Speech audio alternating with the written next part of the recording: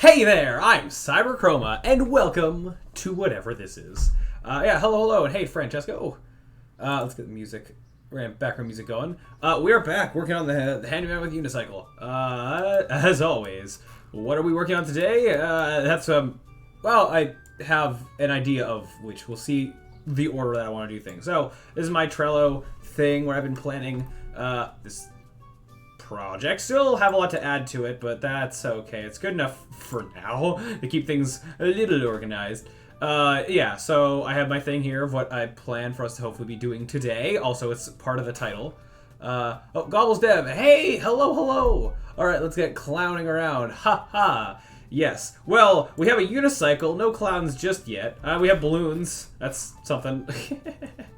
Yeah, let me go back to where I just was. Yeah, so at first I wasn't sure what I wanted to actually do today, or like what I want to continue on with the game. There's a lot of different things, that I could be doing, including just a lot of different, making more obstacles and hazards and all that. But this is what I've decided on for right now. I want to try implementing a proper respawn system for when we fall into bottomless pits or just off the edge in general. We used to have a minimap and I got rid of it in a very just turning off game objects kind of way. I'd like to remove it more properly and have it just be gone. And because I'm replacing it with something else. It's not the same, but kind of does enough of the same of the overall goal of having a minimap. I wanted to implement a pausing camera looking around system thing. Now, beyond just what this says, we'll get into what I mean by this later when we get to actually doing it. But this is something I think could be cool. Actually, I think a good example, Super Mario Odyssey, I think has a similar, I think it might be close enough to what I mean, of how you can pause the game and with the game paused, well, it has it in like a camera mode kind of thing. Similar what I want. Basically, things you can pause the game and kind of look around and unpause. Something I think I wanted to do to kind of be able to get your bearings without being up against a time limit, I guess. With the game's paused, right? Okay, so first thing though, respawn system. Now, what does that mean? Waiting for going to game mode. Okay, right now, I have it very hard-coded that when we fall off the level, we just go back to our spawn, which is just a good enough for now kind of a thing. Yeah. Oh, by the way, I can quickly go over and wow, look at some of the cool things that we made. Cannons. We made cannons a while back, but I have a little cube here. Can I push this? Oh, I can. Ignore the broken physics on this. Whoops. You have a drag of 0. That's fine. That was just a test. If I were to get that cube close to this cannon, I had the cube above the cannon when it... Oh, there it goes. Whatever. Basically, other objects that aren't the player can get shot out of the cannons now, which... I mean, I don't know fully how I'm going to use that. I just kind of wanted the functionality to exist, because it can allow us to fire projectiles in an arc. These are projectiles that fly forward. That's what these cannons are for. If we want projectiles to actually go in some kind of an arc, that's what that could be for. Or anything else that's just not the player specifically. Yeah, we have our projectiles, which are looking pretty nice. I like how the particle systems for them turned out. Especially with it being, I don't have much experience making fancy particle effect stuff. So, yeah, my limited experience will be able to make some cool things. We do still have a problem where the actual collision behind, these fire spewers specifically needs to be improved, and I do have actually a new idea of how we might go about improving them, improving the collision of them that won't be too bad on performance. But we will get back to that at a later point in time. Yeah, I think there was... What else did we... In that last stream, I think there was something else that we did that I'm just not remembering, but... Oh well. I remember the main thing was doing the cannon, getting other objects to shoot out of cannons, but I thought there was something else, but oh well. There's been lots of, little tweaks here and there with, everything. Oh, right, it was the hub world, that was it. The hub world stuff we made better. It's still not perfect, but yeah. Basically, we can now move around when the hub world is in motion, without it being all very weird and glitchy, so that's cool. You'll notice that on the actual, frame of transition, it's a bit stuttery. I have a solution for that later, eventually. It's just gonna be something that's gonna take some work that I'm just not gonna bother implementing just yet. Now, what was that? That was new. I don't know. Well, that's concerning. Is that going to continuously happen? What was that? Oh, no. Okay, so it looks like things aren't working perfectly, but maybe that's okay for now. I just want to see if whatever happened there is consistent real quick. Yeah, oops. I kind of know a little bit, like, what might be causing that. Is it happening when I get it? Okay, it just happens in general when I get on that. Oh. Somehow, me getting in the cannon, I'm pushing against the hub world, and the hub world has a rigid body on it. I really should be setting it to kinematic when it's not in motion. I think that would be the simple fix for now. Yeah, because you can't use the cannon when the hub world's in motion, or you're not supposed to, so... something's happened where I think the player's rigid body being forcefully moved by the cannon is hitting against the, Oh, wait, it might be the fact... Might have to do with the cannon itself, the colliders in the cannon. I don't know, something's going on, but, whatever. Let's just, simple fix real quick by... Yeah, I'm just gonna set the rigid body of the hub world to be kinematic when it's not in motion. Yeah, that'd be good enough for now. Hopefully, in theory. Don't even know if that's gonna work. But, real quick, I'll just go rb dot, yeah, is kinematic equals, when we start moving equals false. And when we're done moving, right down here should be fine, equals true. Okay, not how I expected to start this, but sure. I think I also... I did set it to true, like, on the rigid body, but I just want to make sure, you know, make this less likely to break if I'm testing something later on. Just make sure it starts being true. Yeah. Let's test if that actually worked, because it still might... I don't know. Might do weird things still. Let's find out when this compiles. And then we'll get into the respawning thing. Which I have... I know... I can think of a way to do it in a way that would probably not be great on performance. The challenge is going to be... Oh. Okay, seems to be fine. I want to make sure that it's fine after it has done a transition. Yeah. I would also like to do more with... I don't know if the hub world should be closer to the ground. Like, the point is you're supposed to be able to see the level you're leaving go away behind you and the new level you're at coming towards you. Right now, you know, I can't really tell unless I'm purposely looking for what I know to be looking for. Oh, didn't like that bounce. Oh, no. It's still... Okay, it still seems to be a bit finicky. That's fine. It's like, as long as it works good enough for now, we can readdress a lot of it later. Like, I know the player itself still has some movement things to be, figured out, but that is a later job. Okay, anyways, let's just get to what I actually want to be testing with the, with this respawn thing. So, basically, actually, I can already... I have a thing that's like... where is it?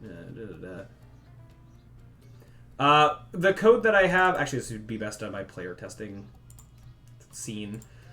Because a thing in all the scenes that aren't this one, I spawn the player at runtime. It's just a thing that I decided to do for reasons that are good. It makes it so that there's... Well, one, it's basically how I have... The entire player is a don't destroy unload thing, going between all the levels in the sky hub world or whatever, and yeah, that's basically that. Rather than, it's basically my way of making the player a singleton, but then also in loading any particular scene, like when we're in the sky hub transitioning from test level A to test level B, we're not spending the time loading another whole player to then immediately delete them with singleton stuff. I have logic to basically not load them in general. So it makes the actual levels themselves, those scenes, have a little bit less in them by not having any player stuff. So, yeah. Anyways. What was I doing? I'm looking for... So I player fall respawn. That's code I have at the moment. That is simply... It's very hard coded. Just basically, if we're falling into the infinite abyss, just move the player back to the spawn. So, Yeah, I use this to move the player to the spawn specifically. Oh, right. Yeah, this is more of a temporary thing, which is why I'm fine using a game that not find twice. This is just hacked together code to just, so we couldn't fall forever. Well, I intend to redo this, which is now. That now is the time where we do that. I still do kind of want some kind of safety clause where it's impossible for us to be falling forever. Now, two ways you can go about this is just having, like, one giant, like, box collider that covers, like, really far. And sure, but if some weird, funky physics happens, and we somehow go through that, then we're falling forever, right? So by hard coding it, like, if our Y position is ever below some amount that's, like, our, like, absolute zero, we cannot go lower than this, then that's kind of what I want to do. Now, I mean, I do have to be careful of, like, I'd have to adjust this on a level-by-level basis to a degree of... If we have a level that's going really downhill from the spawn, then we're going to go really low, so, yeah. In terms of, like, bottomless pit respawning, this ain't going to cut it because, with an example like that, like, we want, like, we're probably going to have to set up basically box colliders, trigger colliders around everything that's meant to be, like, a bottomless pit. So we're basically going to kind of do both. Have kill floors and this be-all, end-all, we cannot fall further than this. Yeah. Now I'm deciding if I want them to be two different bits of code. For now, yeah, until if I've written the other code and then I see that it's so similar I can combine them, then sure. Yeah. Because normal respawning isn't going to be doing... Yeah, normal respawning is not going to be doing this. It's not going to be moving the player to the spawn. It's not going to be moving them back to, whatever their start position was. Which, I use that if for some reason it can't find the player spawn script. This is like a failsafe. Yeah, so, okay, let's just go player and go da-da-da-da-da. Player, respawn. I mean, it's also a player fall respawn. Hold on. I need to, like, rename the other one to something else real quick, I think.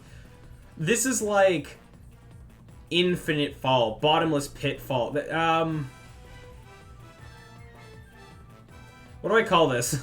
So, basically, I have two versions of our falling respawn. Something has broken, and we're falling infinitely, so fix this and put us back to what is the playable area. And then I have the normal, we fell in a bottomless pit, put us back to our last safe location. Mario Kart style. Yeah. So, okay, where's that code? Player fall respawn. Where are you? Wait, where is that code currently saved? Are you not in the right folder? Oh, you're there because you were initially made as a temporary script. Sure. Okay, where is player fall respawn? Yeah. Okay. Call it player infinite fall respawn. Because this is like, if the player seems like they're falling infinitely, because they've reached like -100 on the y-axis or something, then this is like, something's probably gone wrong, let's not fall infinitely anymore, put us back to the spawn. Okay, once this finishes doing what it's doing, then I can make the other script. Any second now. Yeah. So while I'm waiting for this, I can explain my initial idea. So the hard part of this is going to be, two things. One, deciding what is considered our last safe location to have us respawn there. And then the actual respawn process, for now, it's just going to be a one-frame moving the player there, but then making it fancier. I have two routes that we could go down. Either we could do it the Mario Kart way, where you physically kind of get picked up and dropped at your last safe location. That would require, calculating like kind of the path that the player needs to move and have that be proper without them going through walls, hitting enemies on the way up, or like anything. I'd make them like invincible probably while they're doing that respawning anyway, but still. Basically, like, calculate a path that's not going to break. That's always going to work and not have anything in the way. So that's one thing. Or, I already have a, like, curtain transition system. I could get that, it kind of broke before, so I can get it back up and running and just have, when you fall in a pit, curtains close for a split second, you get in, like, you just get put where you were, curtains open, and then you're back. That would be faster. If I'm thinking from a player's perspective, the time I would probably have it take for it to like player to whoosh, go back up to where they were, drop, and then they can move again, versus curtain quickly going like whoosh whoosh.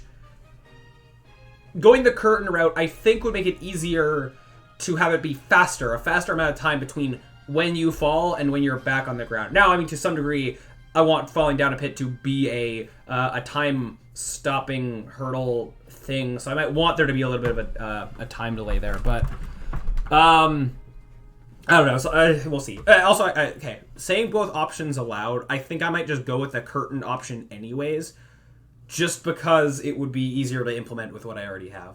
Maybe so. Yeah. Okay. So yeah, that finished. Let's just blah this. Senior script. Player fall respawn. I mean, falling is the only way that they'll have to respawn, but whatever. It's more descriptive. Because in our game, Mariner, we don't have health. We have everything. Any hazard is meant to be like a time-wasting thing. You're fighting against the clock of doing tasks, and getting hurt just is slowing you down. That's how I would like hazards to be in this game. Hazards and falling into pits. Not having to worry about health and dying and having to restart a level. Yeah. Okay. Or there could even be like a hazard that's a detriment because it like knocks you off a ledge and now you're in a lower area, you have to work back up. Could be that kind of stuff too, right? Okay, so player fall respawn. So we need to store public some way, somehow. Need to have like a safe area. Or last safe area. Basically a place for us to respawn to. Now, like, there's going to be a difference between just calculating what this is and doing it in a way that's, you know, good on performance. I can, every frame, raycast the floor, and if we've touched floor, then make that our last safe location. But I just feel like, if there's a way that I could avoid raycasting every frame, that would be nice. But I guess for now we could do it just to have a solution that works and then try to make it better. You know what maybe I could do? I have a ground check script. Do I? I think I do. Yeah, I think I have ground check code. I could just say, if the ground check, if we are considered grounded, then every frame save our last safe area, and then I'm just saving a Boolean. Or I'm just checking a Boolean every frame. That's better than doing a raycast. I guess that would work. My one problem with that, though, even still, the every frame, or having the logic just be, if we were on the ground in that safe area, is that, you know, if we fall off an edge, that last safe area is going to be right on the tip of ground, which isn't great. I'd almost prefer, you know, step a little bit back from the ground, so you're, you know, more in a more safe area. I'm also trying to have a solution that's as automated as possible. I could, in theory, set up a bunch of, like, checkpoints around the map that, like, when you fall off the bottom split, you go to the nearest, like, checkpoint or whatever.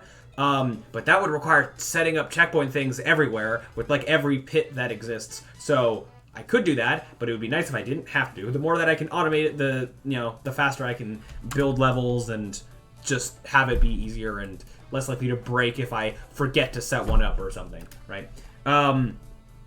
Okay, so with that being said, I'm actually going to jump straight to... okay. Yeah, I will need a thing that actually triggers the respawn. So, first of all, that's going to need to be a thing. Why are you all red? Oh, because I renamed this, but I didn't rename yet. Infinite respawn. Yes. You're good? Okay. Before I get ahead of myself, I need something that actually triggered the respawn. This code is presumably, like, it's the code that's on the player that is when it's called, like, a wow. I guess I could write the function as if we have something calling it. Yeah, so we have a thing called respawn, and then, or like when this gets called by some other code that tells us to respawn, then I can just go transform.position equals last safe area, presumably. And we're assuming that this code's on, like, the root of the player. I'm also probably going to want to snap move the camera. I don't want the camera to, like, move and go through walls or anything. And then we'll do the curtain transition in a sec. So let me just type this. Curtain, close, like, like the process of respawning is going to be move player, which is this line. I think I do want to move the camera at the same time just so it's consistent. Move camera, curtain, open. I would like, after you've respawned out of falling out of a pit, I kind of want you to have the brief moment of invincibility that you get when you hit a hazard. So I think once you hit the floor, like once you've respawned, trigger the blinking. Trigger. Whoa. Hold on. Player blinking. I also just realized that in this process, like the actual act of respawning isn't going to be a one-frame thing. I think I do want to take controls away from the player and then give them back. So yeah, wait. Well, yeah. Take control away from player as they're falling. I mean, if I want to go really robust with this, it'd be like take control away from player as they're falling. I'd like, play some kind of dying audio cue or some special animations or whatever. Then the curtain closes. I almost think that what I might do is have the camera stop following the player. Like if the camera's following the player, have the camera stop following the player, let the player fall more, and then curtain close, and then do all that. So if we're gonna go all the way with this, just have camera stop. Would I freeze like actual turning of the camera? I could see it either way. I'm kind of thinking of Super Mario Odyssey again a little bit, with when you fall off the ledge in that, how camera stops and Mario just keeps falling. But you know what? I'm gonna let you keep turning the camera in case, like, as you're falling, you want to look around at whatever. Just for like the brief second. Like this is all happening in like a second, right? Or like half a second. So it's not that important. So have camera stop following player. Take control away from player. Curtain close. Move the player. That's this line. Move the camera. Move player to last safe area. But yeah. Curtain opened. Trigger the player blinking. I guess I would need to, like, if I have to, undo what I did here, right? So, have camera follow player again. And that could actually happen probably before the camera or the curtain opens. Not that if the player's stationary anyway, it shouldn't matter. But curtain open. Give control back to player, and then trigger player blinking. So some of these steps I might be able to intermingle, or some of them might be happening in basically the same frame. So we'll see. Yes. I do think, so when I respawn the player, I could have them just be on the ground, but having them be slightly in the air and drop on the ground does sound interesting. So I might do a thing where I take the last safe area and bump it off the ground just a tiny bit. With tiny ground offset. I have to be careful though. Then this muddies up the logic of what happens if there was a roof right above us to make sure we're not in the roof, or things like that. So I might have to be careful with some of that stuff. But for now, I won't worry about it. Let's just get things to work, and then we can make things better. For trigger the player blinking, I might be able to just use some of the code I have with the taking damage anyway, because it's essentially what I want. I don't know if I want to play the whole spin out animation, but let me just have a quick peek at that code, my player stun code. Because it's this stunning that is effectively what I want to happen. So I could just make this a public thing that I just call from the other code. Or specifically, it's this part. This is the blinking. So I'm just thinking if I were to probably put this in its own function and specifically call it this part, right?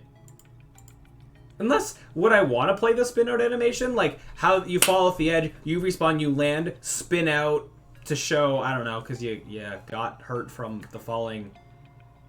From a gamey sense, I could imagine it maybe working, but I'm going to say no for now because I might have a different animation or whatever.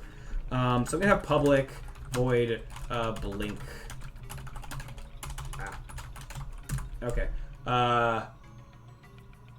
And actually, I think during the blinking, I do want to give momentary invincibility, so... I turn... Oh, wait.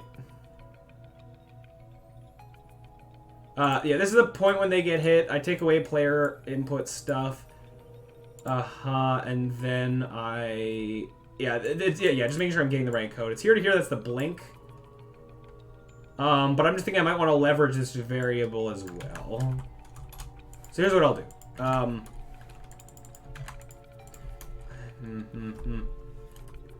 Wait, what's your problem?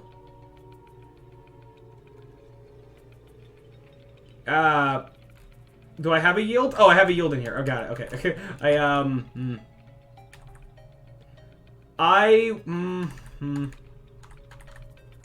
I mean, okay, yes, yeah, I see. Yeah. I don't like to call coroutines from other chunks of code, so I'd rather this isn't the public thing, and just go void start blink. And this is the public function called from other code. Our respawning specifically. So then this goes start coroutine blink. Oh. If I can press what I need to. And then this can, because this has to call this still. And then I guess if something calls start blink, then put can be stunned is false there anyways, because it needs to be. I'm not sure about the rest of this stuff though, but yeah, you can't enter a tightrope when you're blinking. Okay, I'm just making sure I'm copying the right things. Yeah. Oh wait, did I? Hold on one sec. I'm just remembering that. Yeah, completely not related to anything I'm doing right now, but I'm just remembering of a thing I need to do / change is that the our speed up power ups are currently broken. So fix speed up power up. It broke when we changed our movement entirely. So it's just a thing I just not related to what we're doing. I just remember that it's a thing I need to do. Has anyone redeemed the horror game thing before? Not yet. I put it really high, and yeah, not yet for my sanity. But there's some people that are getting quite close. So you're one of them, I think. Yeah, good to know. No. Yeah, I don't remember who's the closest right now. But yeah, some people are close. I don't know if there's a way for me to like check, but it's fine for at the moment. It's like then right as someone is about to redeem it, I just add another 0 to the total. I'm not gonna do that. I'll keep my word. But yeah, I think I am. Yeah. How much do you have out of the 10K? Or is it 10? It's 10. It's 100K. Yeah, that's how much it is. If I accidentally like click it when I'm looking at the thing, I can click it. It would like have me redeem it with my own infinite channel points. Yeah. 93,000? Oh no. Oh, that's way closer than I would like it to be. Oh no. Anyway. Okay, so, yeah, okay, so what am I gonna... I'm gonna need references to things, to a lot of things, to get all this to happen. I need a reference to the camera follow code. That's on the camera pivot. I'm gonna need a reference to have the player stop moving and then have them start moving again. I saw from my stun code that I'm gonna need a reference to the player lean move. This, both the lowercase. And there was another one that I needed a reference to. The player interact code? Really? Yeah, that makes sense. So they can't... Wait, really? Wait, I have it so that you... Oh, no, right, no, that makes sense, right. In my head, I was like, wait, you can't interact while you're blinking? No, this is not for mid-blink. This is for the time of the curtain being closed, essentially. So this is player interact. I'll worry about the transition curtain in a minute. I also need a reference to the player stun. I guess I'm letting it be in that code where I have the blink stuff because it's stun related. I just don't know if I want to trigger a full stun out of this, but we'll see. Yeah, okay, let's get these references. Am I gonna need... Will I need a rigid body reference? Do I want to basically... I probably want to... Yeah, when I move the player, I'm probably going to want to cancel out their velocity, so I will probably want to reference to their rigid body as well. RB, just to, yeah. Just think of everything that I kind of need to do when I properly respawn the player. Yeah. And I'm going to go a bit overkill with all of the things that I'm canceling just to, you know, make sure that, you know, try to prevent glitches and all that. Oh, that's, I didn't even type the right thing. Okay, so player lead move, sure. Like, reference like 3 of these things. Okay, so blah, blah. I don't like the order of these variables. I'm going to change that right now, actually. Oh, wait, no, you didn't copy what I wanted you to copy. Yeah, have the rigid... Yeah, my rigid body components all on the player, and then things that are not on the player, I guess. It's consistency. Okay. So this guy... And yeah, I could just be typing these out, but copying them is faster. And less that I'm having to type. There might be more things, but this is good enough for... Like, more things I need to get references to. This is fine for now. Oh, wait, well, I have to get a reference to the camera. That's going to be... Because I know there's only one camera follow in the thing. Just going... That should be fine for now. This is what will bite me when I... if I ever do multiplayer, but whatever. It's fine. Okay, so... I'm also... For right now, I'm going to say... Oh, wait. I need a reference to the... actually, this is more important, is to actually know the where to respawn to. I need a... Yeah, a reference to the player ground check. So, that's how we can actually... in fact, that's, like, most important thing, so that's going to go up here. I guess, if... When... Sure. No. Changing my mind. It's going here, because... To keep my order of things on this game object, things on child game object, thing on other game object, I guess. The order doesn't matter that much, just for organization. And I know this is a child game object because I believe that's how I set this up a while back. Okay, and for now, we're just going to do the easy if player ground check. And, or if the script exists, if we got a reference to it, so we're not having null thing, error things. Is grounded. If we are considered to be on the ground, then update our last safe area equals... last safe area is our transfer position. Yeah, that should... Yeah, it's easy. Okay. So, respawn, then. Have camera stop following player. This is just going to be camera follow...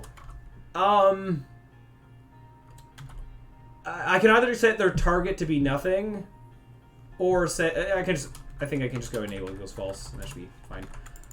And then I'm just going to do, like, the opposite end of it right now. I have that over here. Yeah. So have that be false. Take control away from player. That is... Actually, I can just copy it from when I do it here. I just have these get input variables.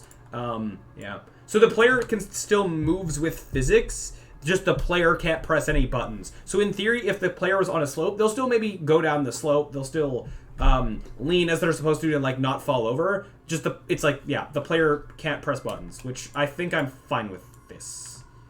So, oh, interesting. I'll have to be careful then of a so-called safe area being on a steep slope, because if we well... Oh, we'll see. This is the kind of stuff with this safe area stuff that I just need to make sure that it's in a good spot that's not going to put the player in an infinite dying loop. That's what I'm trying to avoid. Yes. Okay. So take away control, give back control. And just on the moving and the interacting. If I need to, like, restrict any other forms of input, I can do that. Would I stop pausing during this brief thing? Do I want the player to really be able to pause while they're mid, like... Respawn? Ah, sure. Yeah, if they're falling, they're like, ah, I'm falling. I want to quickly go and reset the level. Then yeah, sure. Let them do that.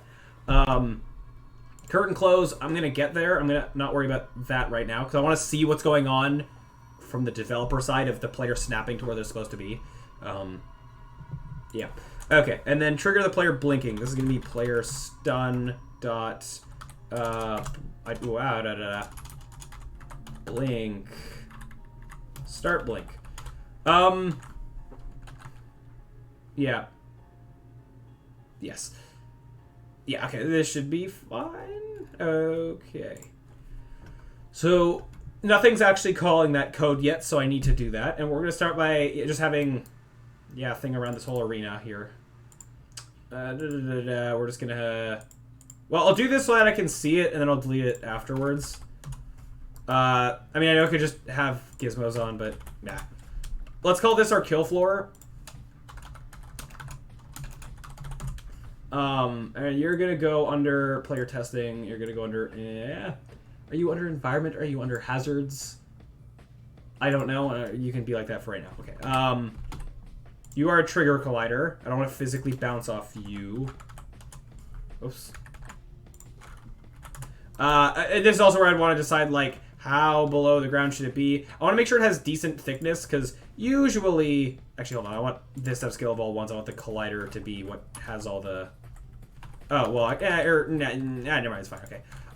This is the kind of thing where I want to make sure that even if some weird physicsy stuff happens and we're suddenly moving super fast, we're not going to go through it. And if we do, we have the backup of the infinite... Basically, an infinite kill floor is kind of what we also have.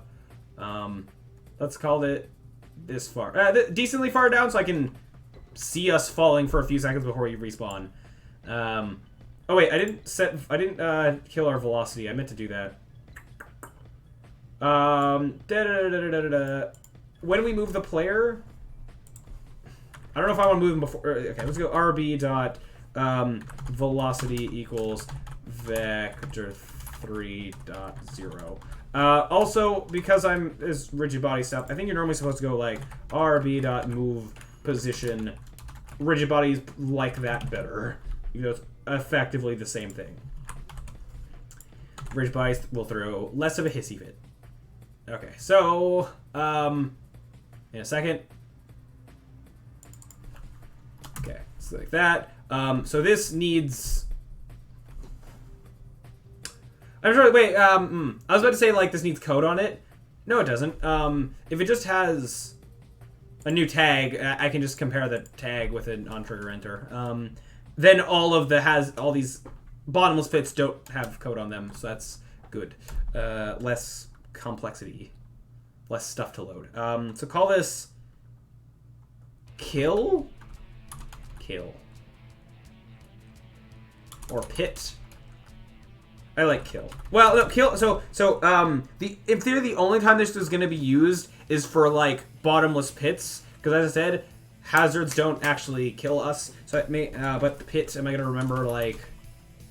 I mean, okay, in this, so okay, if we fall into like water that's meant to be like an ocean that's effectively a bottomless pit, or like something that's more open like this, yeah, let's just call it kill. Call it kill floor, but nah, the one letter or word thing is fine. Oh, I need to actually set this. Kill. Okay. And you know what? Actually, yeah, I'll delete this now. I don't need you. Wow, box. Yeah, I should make sure it's decently wide, but again, I don't think so. Real levels won't be surrounded by nothingness like this, and if they are, it'll have like a reason, like, oh, we're like high in the sky if you're falling into the clouds, or like, oh, we're surrounded by an ocean, you know, that kind of stuff that we'll try to not just have be floating platforms in the sky, because yeah. Okay, so the actual testing of this is just going to be void on trigger enter. If the thing other.get component, not get component, compare tag, kill, then just call respawn. Which means you don't need to be public unless I have anything that actually has you be a thing. Yeah. Okay. I imagine I might want to, like, on start, just in case, just a thing I imagine I probably want to do. I'm just going to say on start, this equals transform.position, which could be in the air, but it just means that if the spawn point of our level is like 100 meters out from the actual origin, just making sure this first safe area isn't hundreds of miles away. Because what happens if somehow first frame we're in the air, and from that we like never touch ground, but we fall off a ledge. We fall straight from falling into a pit. What should the respawning do? I say put us back where we started, rather than putting us wherever that like else. Yeah, okay. Just thinking ahead to like the potential scenarios of things that could happen. Did I put the... I don't actually know if I put the respawn code on the player. Let me double check that. I don't think I did. I did not. That would have been like, why is it not working? Oh, you're a public variable? You shouldn't be. I mean, actually, yeah, I'll let you be public for now so I can see what it is, but it shouldn't be public in a moment. Oh, well, okay, you're maximized. Whatever. Let's just see if it works. Yeah. See, this is what I was trying to avoid. Oh, I see the problem. This is the problem with the safe area calculations. Because, yeah, we're considered to be grounded until this like the moment right when we leave the platform. So, yeah, that's an issue. But other than that, it seemed to do what I wanted it to. Also, I kind of forgot that this is I would like this to be a coroutine for whatever delays are going to happen.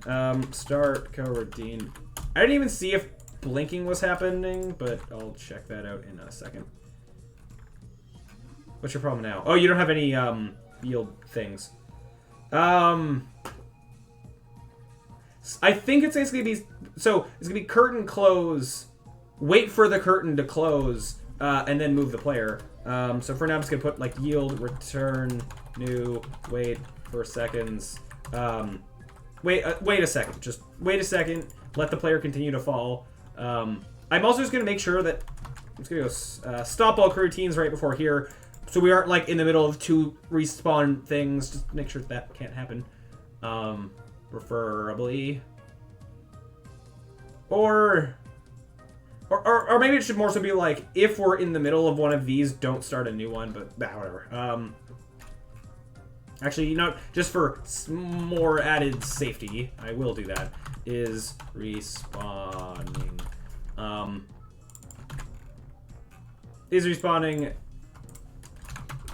be false, and then if not is respawning, and actually I like to have basically which one is like more likely to fail be first, and that's going to be the this is more likely to we've entered a trigger that's not actually a pit, more likely than testing this boolean every frame.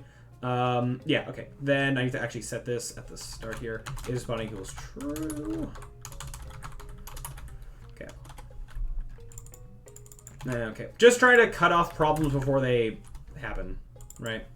I'm fine, yeah, even though the blink hasn't finished, I'm fine with, yeah. While we're blinking, we can still fall into a pit and still have that make us respawn. We don't want to be, we're never going to be invincible to bottomless pits because, like, what, then we fall forever, right? Yeah. Okay, so, what next am I trying to do? So, just putting in more fake yields that are... Well, actually, the curtain closing, like that, yeah, that will be... like, the numbers here are fake. We'll see what they actually need to be in a minute. I never moved the camera. I need to do that. So, camera follow dot transform. That is the... that is the camera pivot, right? It is the camera pivot, I think. So moving this should be fine. Dot position also equals last safe area. Yeah. And then enable set to follow the player again.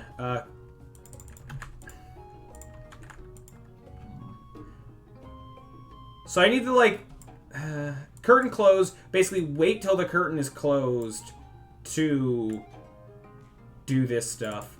You know what? I almost want to... I'm actually going to put this here because it'd be interesting. There's like the slight little bit of the sequence of events. The player is falling. They hit the death barrier. They continue to fall. For the brief second where they're falling off screen, they can still kind of be moving a little bit as they're falling. Sure, just they get that little slight bit of extra movement. presumably all these like death pits are at a point where they can't save themselves. So yeah, if I see this being a problem, then I can swap it. But yeah, yeah. And one, okay, this is like maybe too long. I have to see how fast my animation of how long it takes the curtain to close. So even this could be like 0.5 seconds for now. So even just in my testing, I'm not having to wait as long. Okay, so then curtain open. I need to like wait some tiny bit of time for the curtain to open, and also for the player to, if I actually want there to be some significant delay for the sake of like the penalty of falling off off the edge, having the player be there, the curtain opens, and then they're able to move. I don't know. I'll have to see what I want out of a delay there, because even the time it takes to physically fall and then close curtain, open curtain might be enough of a time penalty, right? Especially if, like, I don't know, depending on how far back the safe area is, stuff like that. Anyway, because another thing I want to consider is that preferably a safe, last safe area shouldn't be on a hazard, right? Like, the floor that we're on, we can't be going across our metal floors, I imagine. Those shouldn't be considered hazard, or those should not be considered safe areas. Probably.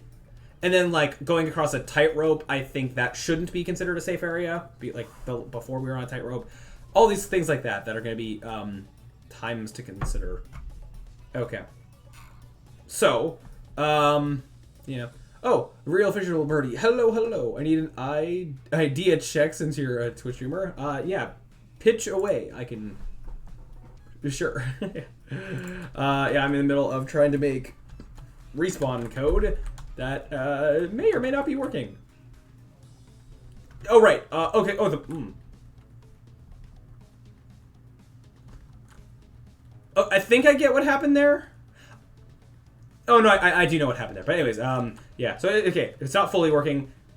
Mainly off of, like, where we're respawning too close to the edge. But if I hold back for a second, then, like... Oh, yeah. Yeah, okay. And then because... Okay, yeah.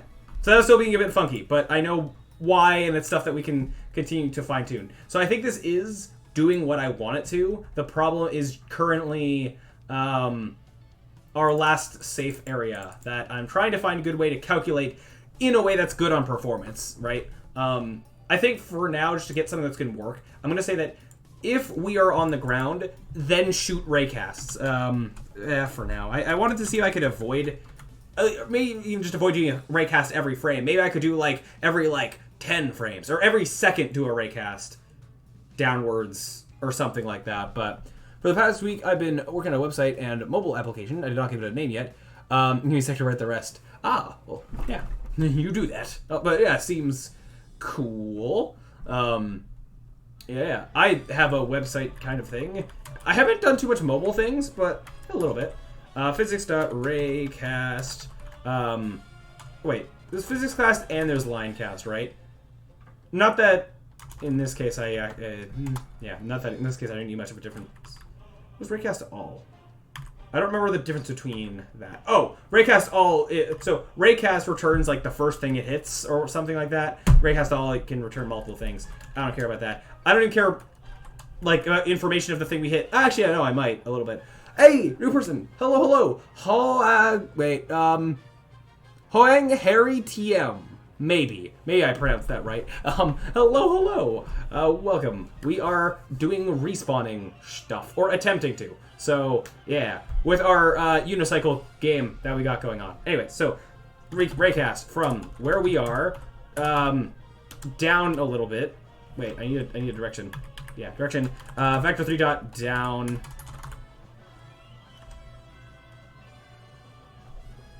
I'm wondering if it should be transformed down just so that... Oh, interesting. This gives me an idea. My leaning might actually help me here. Let me try a thing real quick. Negative transform dot up, so that if we're going towards an edge, it'll go the other way. Although I guess if we're leaning too much though, then it wouldn't count as being on the ground. Okay, actually, this idea could maybe work. Just thinking. Yeah, let me go with this. Let me just try my variation of what I'm already attempting to do. Okay, so Then I don't care about the hit info. I might in a second to see, like, is the thing we hit a hazard? But for now, I'm just going to say it's everything on the environment layer. Max distance, 0.1. Basically, it's like we're touching the ground, basically. With some, variance. Actually, right, we're only doing this check if we're considered to be on the ground. So, if anything, this could be pretty long. I'll go with 2. And then I need, the layer mask. I need to remember how I did this on the ground code. Where's my ground code? Where are you? Over here. Because I had a public layer mask. Oh, I did things here. I go... Wait, excuse me? I need to remind myself of how layer masks work. But in the hold on here. What layer do I have as my environment layer? This is 7. We'll use that one, which I can code that for now as this. I believe. However, I would like that to be less hard-coded and have some kind of public variable of environment layers and stuff, but fine for now. Just need this to see that it works. Okay. Hey! Okay, so, I think my leaning is actually helping in this case with the ground detection. Just a little bit. It's still, like, closer than I would like it to be, which is definitely a bit of a concern. Oh, yeah, see, then we get into stuff like that. Especially if it's going to be, I guess, more prevalent if we're going slower. Like, if I really slowly go off the edge. Yeah. So, this right here is what we're trying to avoid. So, I wonder if... I'm trying to think of, like, a solution that can work in, like, all situations. In this situation, there's so much, like, not walls to worry about, that I wonder if I could basically take our last save... Take place where we died, like, place where the respawn started, and our last safe position, have that be a vector, and then go a little bit more in that direction to assume that it's further away from the pit. But what happens if I were to be falling and I, like, move a bit under the floor before the respawning goes through? Then I'm moving the wrong way. Or what if I try to move away and there's, like, a wall there? A lot of things that get tricky with that. I'm not entirely sure how best to handle. I know one thing I could do is that, well, if I only check for a safe area, like, every 10 frames, or like, every second, let's say, then it's less likely that we happen to take this snapshot right at the wrong moment. But that's not exactly foolproof. Ideally, for falling off the edge and respawning, I want it to be as foolproof as possible. Oh, Real Fish Authority, you finished your, your idea thing you were pitching. It's basically a website that uses platform APIs such as Twitch's. With this, users can sign into their accounts, manage subscriptions, donations, followers, viewers, etc. Cool. Get visual feedback of what they need to do next to grow their channels with AI. Oh, do you actually have this, like, working? Or is this, like, to what degree is this idea versus you have actual implemented is my first question. With AI, manage all mods, bans, unbans, etc. Add pre-made and make custom mini games for chat. That part does seem cool. Gambling, doing heists. What's heists? That fascinates me. Curious what that is. 2D game area where players are controlled by chat, custom commands. Connection VIA service to give the moderators... No, doesn't give a second. Sure. That does seem like quite an ambitious idea. So that's first thing I noticed. You want a lot of things going on in this website, I noticed, which you might be able to pull off. Like, hats to you to try. Or, that's an expression? Sure. All power to you to try or whatever, but... like, I don't know your skill with all of this stuff. I have some limited experience doing AI-related things, but mostly in my schooling. But yeah, I have an idea how I'm going to make the AI with TypeScript and Python, but I've yet to actually do it. Fair enough. I think it should take me about 2 years. Sure, if you're willing to put in that time investment, then, yeah, go for it, I suppose. Yeah. Does seem interesting. Interesting idea. Yeah. Yeah. Anyway, so with this, I need to find a way to make this better. I could try the thing that I... So, I could try to... Trying to think of different ways I could go about this. So, rather than recording a safe area, I could, at the moment of dying, I could programmatically try to find the closest bit of safe ground from there. That seems like calculations that would be difficult. Oh gee, the man on the cycle is back. Yeah. I mean, he's been here for a while. I guess, I don't remember the last stream that you've been here, but yeah, we've been, or I guess, yeah, I was working on this game for a little bit and then stopped because I had other school things going on. But yeah, now I am back to working on Unicycle Man. Or it's the Handyman with a Unicycle is what I'm calling the game, which I quite like the name. Happy with that. It immediately makes you go like, what? Unicycle? Intrigue. It's like, how many games do you drive a unicycle? But anyways, he's hand moving them out. Oh, yeah, he has no animations at all right now, so don't you worry about that. He is a temporary model. You may remember before it was extra temporary, where it was just a rectangle. I wanted to just have something slightly better than the rectangle while still being a placeholder. So I whipped up this guy pretty quick, which is funny how he turned out. But ideally, in theory, I plan to have a proper, like, human-looking human on here with all the rigging and animation and all that. But that's going to definitely take a lot of time to even get to that point. Yeah, but it's a work in progress. A lot of, yeah, as you can see, a lot of what we've been making here been a big work in progress. We are, yeah, still continuing to develop things, but, yeah, I have all this stuff of things that have been developed as we've been making this game. Yeah. Woo! Huzzah. Ignore that purple cube. That was a thing from something else that we were messing with. Or getting, like, other objects to be able to get fired out of that cannon.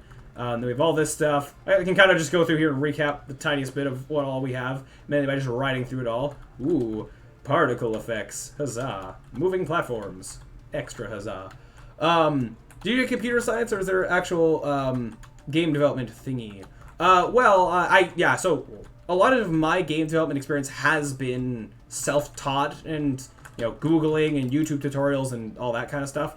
But yeah, I did go to school for computer science, which is more programming than game development. Although I did take some game development classes because I wanted to. And those were fun. And a lot of, actually, this game here started as a school project. So that's cool. It started as a school project and developed into this, and I am continuing to work on it, and yeah. Although, since when I finished it for the school project, I've changed a bunch of my ideas for what I was doing with things, so yeah. So there's some things in here that are currently broken as I've been ripping out some features and putting in others and all that fun stuff.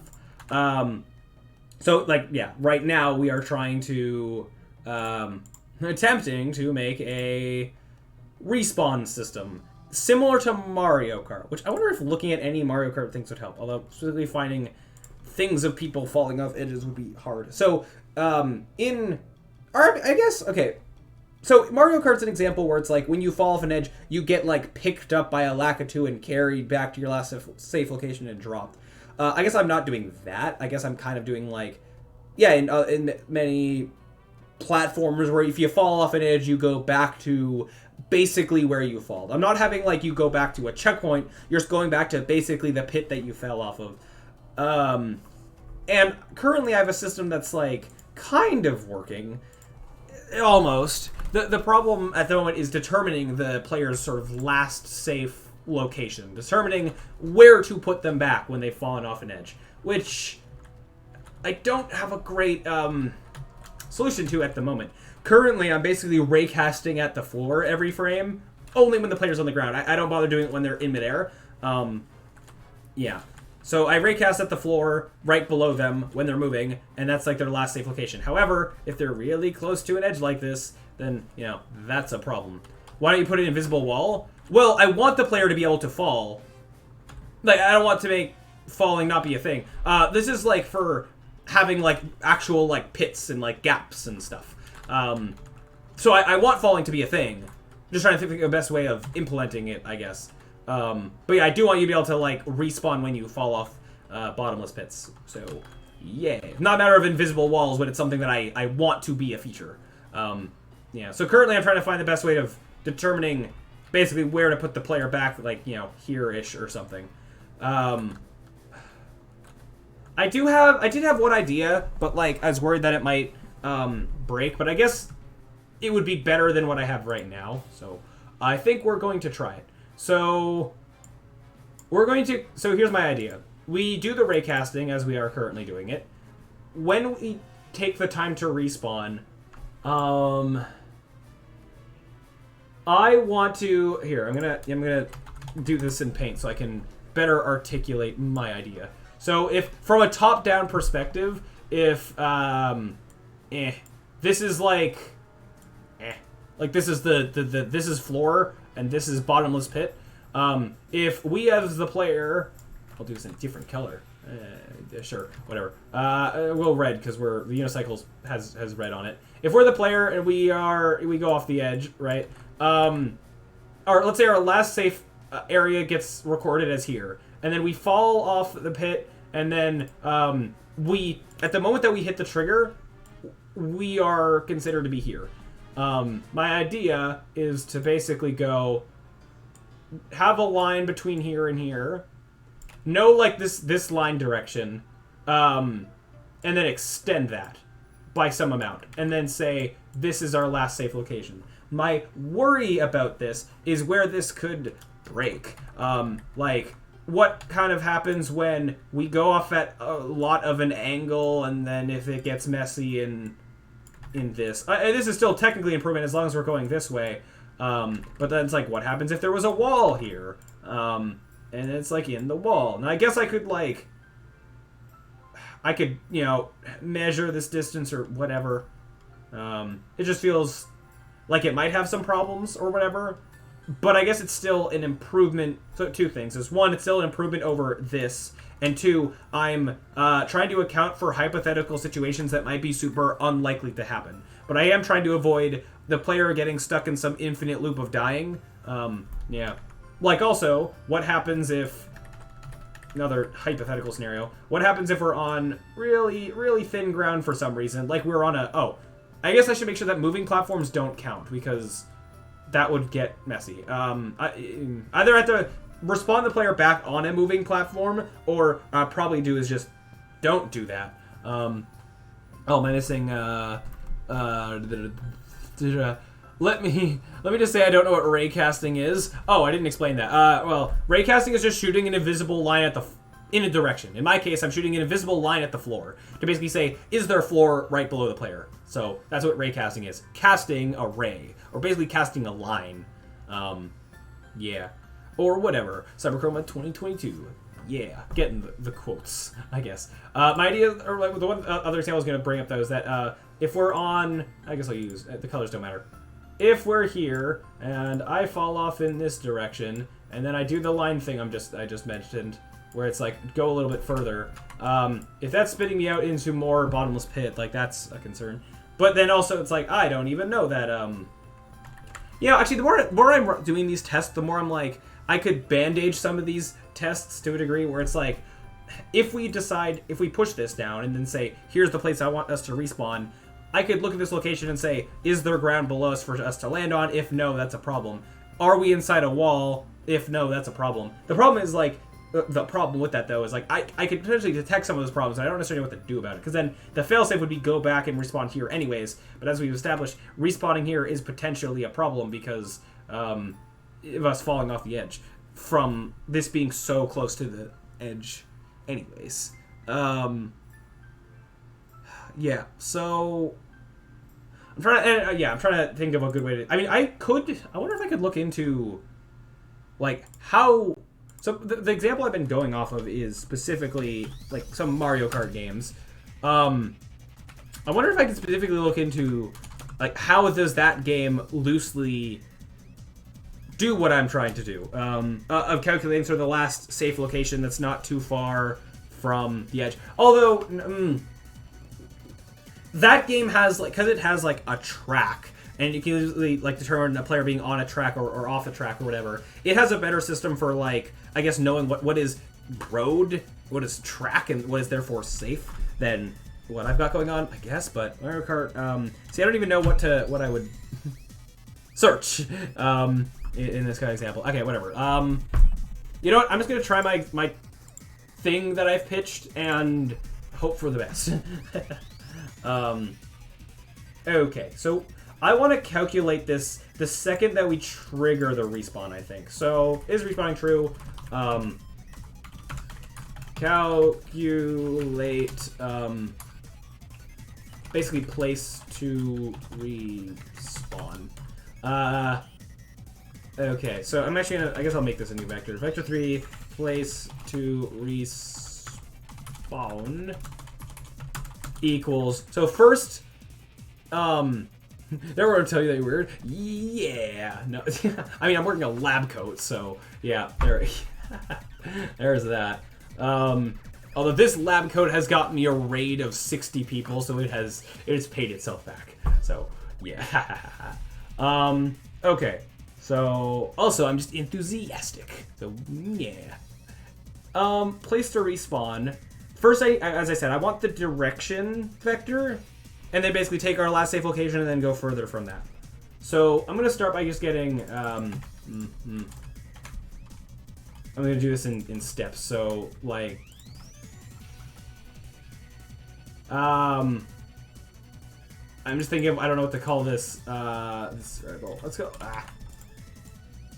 Call it respawn direction because I can't think of a better name for right now. Let me just put a vector 3.0. Just anything that's gonna get this to stop airing for a second. Everyone in Ontario is supposed to think they're better than everyone else.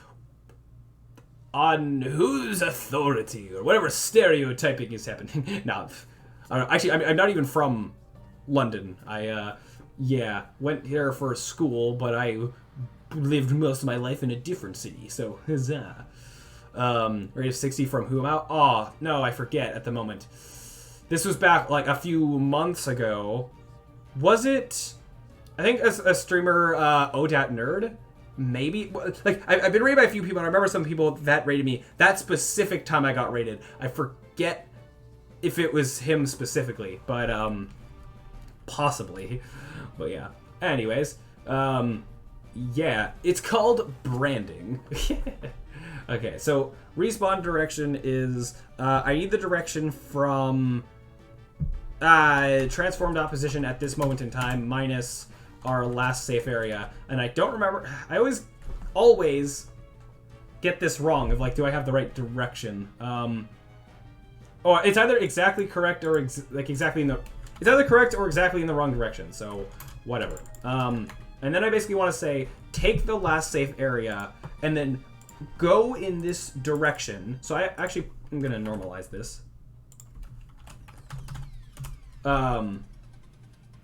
Yeah, there you go. So last safe area plus respawn direction times basically move away from the edge amount.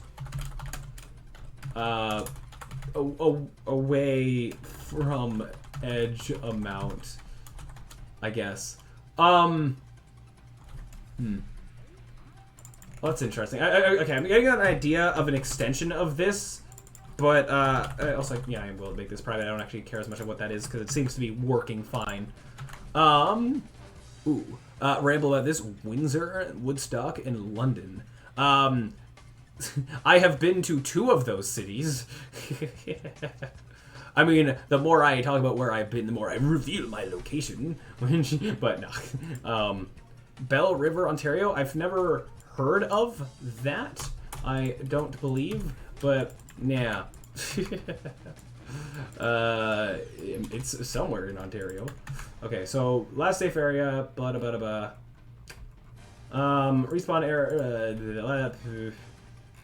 Okay, last safe area plus respawn direction times away from edge amount. and then use place to respawn in these calculations. This one and this one. Let's see how this goes. I don't know. You've been to Windsor 100%? No. I have not. No. Okay. Let's see if this works. Oh wait, the respawn, the away from edge amount is currently 0. What am I looking for? This. Okay. So I'm gonna go a lot, like, I don't know, 1 meter away from the edge, and let's see how that do. Okay. So I can be exactly correct or exactly wrong. Let's see. Ha! I got it wrong. Okay. Which just means I need to swap this. Okay. Let's try that again. So this is a vector that goes from this to this. So it goes from second thing to first thing, I guess.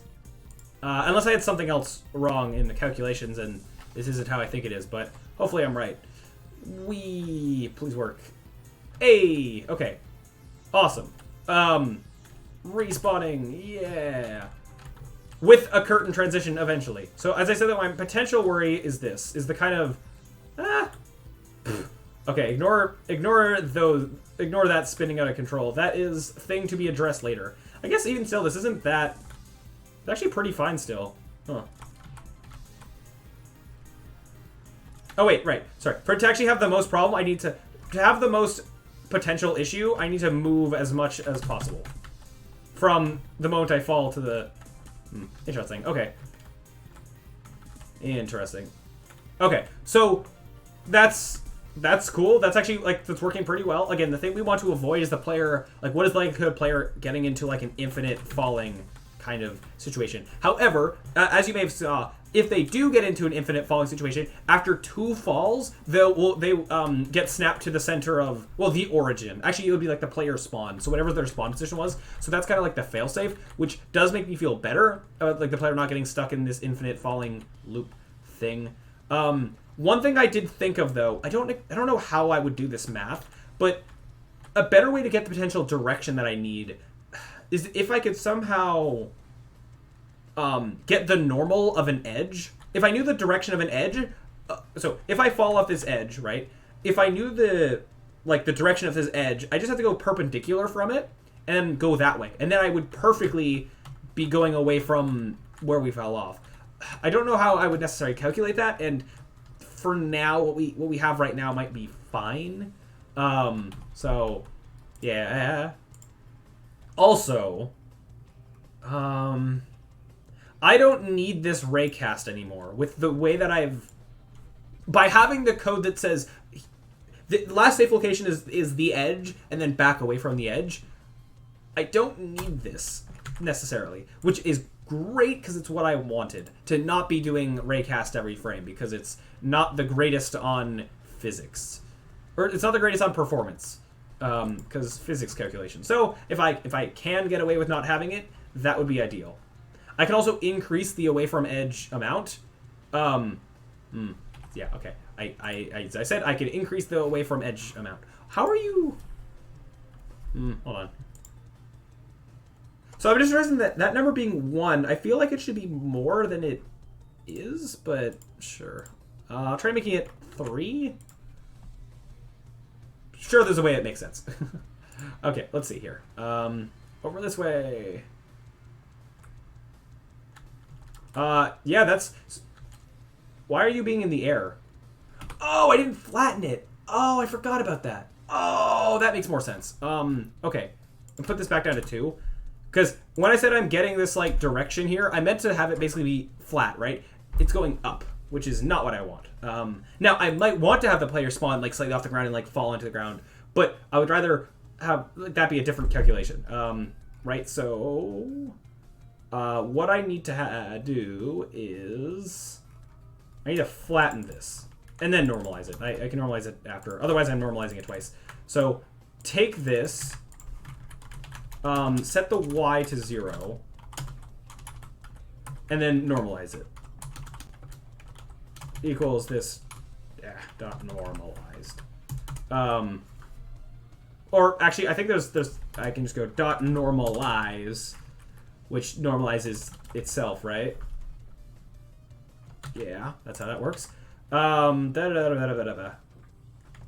Okay, now that should do more of what I want, which means that this number should be able to be larger, or shouldn't have to be as large to get the result that I'm expecting to see happen.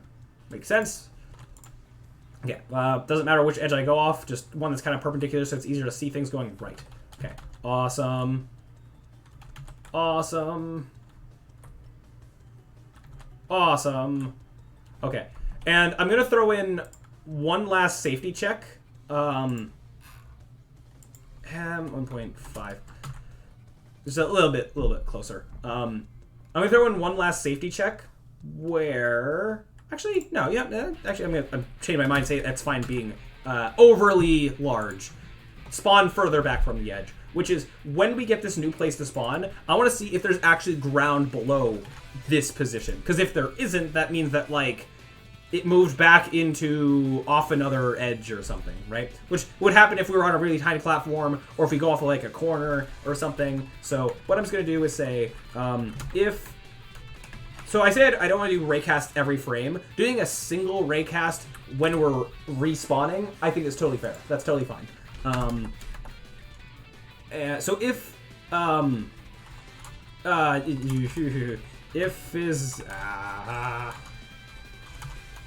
physics dot raycast from place to respawn just that go.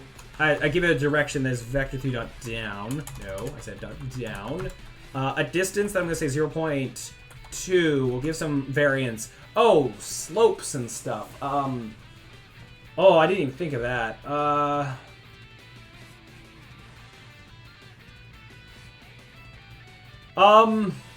come back to that. Of how I need this to actually deal with slopes. Because I'm moving away from the edge on rickety ground that might not be great. Oh, gotta go. It was nice catching up. All right, Real Official Birdie. Good luck with what you're working on, and yeah, hope that all goes well. Okay, so do this thing so that I'm only testing that we're hitting what is currently ground, so hazards aren't gonna count for this. Wait.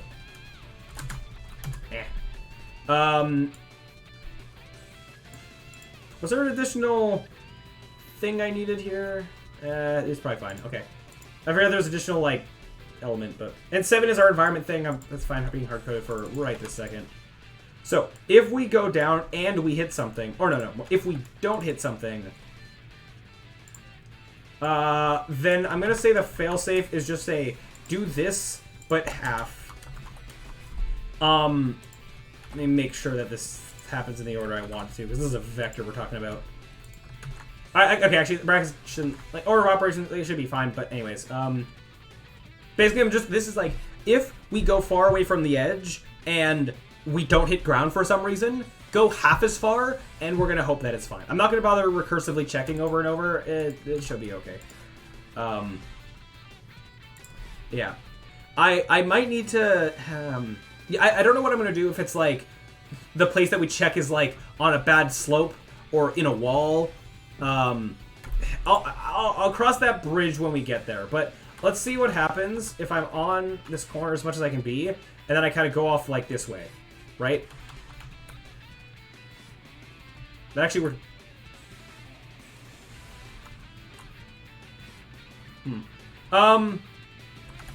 Yeah, actually that worked better than I thought it would, frankly. I think if I get close enough to the tip, then it kind of, yeah.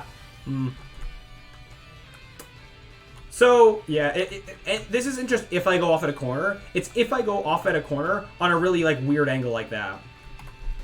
So how about this? I will, I will have one more safety check. That is, if we still don't hit anything. Oops, hold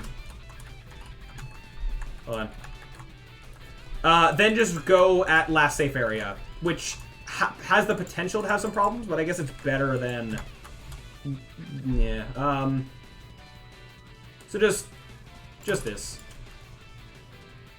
So, this should usually fail. We calculate the place to respawn. If it's above nothing, half it, try again. If it still doesn't hit, then just go, because we know that this is above ground. It just is too close to an edge for our liking. But if both of these fail, then it's fine. And I could, if I really want to, I could, like, keep halving it or whatever. I don't want to do anything that could be, like, accidentally infinite if something weird goes wrong. Also, it's just, yeah, it should be fine. Okay, so, with that, I think no, we're not there just yet. We have decent respawning. So, yeah, I'm happy with this. Ooh. And I like that, as we established, it didn't work how it was supposed to there. As the camera leaves the player behind a little bit, and I appreciate it doing that. I can still turn the camera for a sec, but yeah, I'm fine with that. Uh-oh, wait, why is that happening? Is the raycast failing, or... It's supposed to be if this doesn't hit anything. And then if it doesn't hit anything again. Wait, let me double check that this seems like it's running when it's... In these scenarios, it's not supposed to at all. I suspect that it is. Because it feels like I was being further back from the platform before. I love this OST. Huzzah! Can you guess what song it is and from what game? Okay, if you can guess what the song is, then you would probably know what game it's from, but yeah. If you say you love the OST, then you probably already know, but give me that guess anyway. Okay, wait, now it's working. What was it doing a second ago? Is it because I slowed down or something?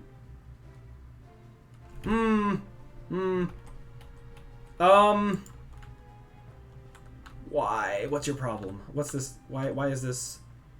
Why is going slow a problem? So, it means that the last safe... Oh. Maybe... Is it... I'm suspecting that...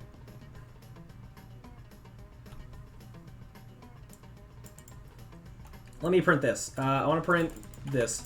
I'm suspecting that because if I don't move, it means that these are basically on top of each other, which might mean that it's... when I do this stuff, it's basically becoming a vector that's all zeros. Which, I'd prefer if it wasn't. So that's my theory. Mario Galaxy? Huzzah! Haha. Yeah. It's Gusty Garden Galaxy is what that specific song was. And now we've got, from Sonic Unleashed, Arid Sands Day. That's the day level in the desert area. Okay. Oh wait, I wasn't actually like looking at the numbers. I prefer to let me go back to and over here and bam, so I can kind of see the full console of everything that's printing. Yeah. Okay. So when I go off like that, it seems to be fine. Wait, that's not normalized. You're not normalized, and you're kind of supposed to be.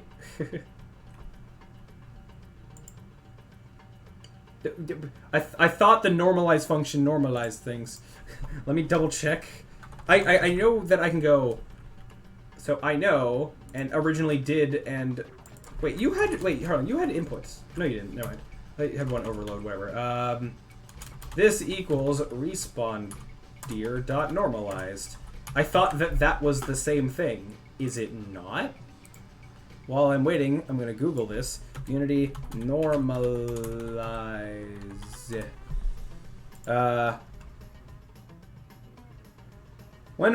Makes this vector have a magnitude of 1. Oh, I didn't see a magnitude of 1 there. That wasn't Gusty Garden. Oh, that was Good A Galaxy. Sorry, my bad. Yep, I was wrong.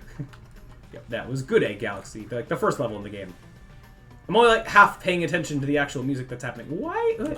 Wait, I have the print statement in the right place, right?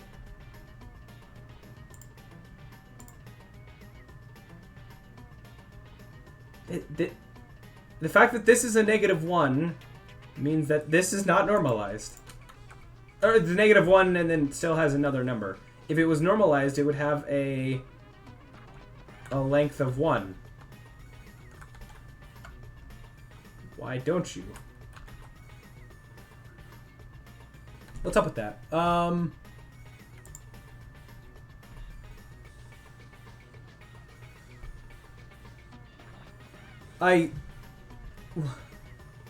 If vector is too small to be normalized, it'll be set to 0. I see that's a thing, yeah, but... Why are you... What? Excuse me? I'm normalizing it. I mean, yeah, it's close, but it's not exact, which I'd prefer if it was. I mean, okay, I guess it is kind of close enough where it doesn't entirely matter. Like, it doesn't matter that much. It is still, no, okay, actually, okay, it's fine. You know, it's fine, yeah. Because that's not the cause of the issue. The fact that this is high means it should be working, but it still isn't. Because we still didn't be close to the platform. And, okay, that we think is because this is running when it's not supposed to be. I don't know why my raycasts are failing sometimes.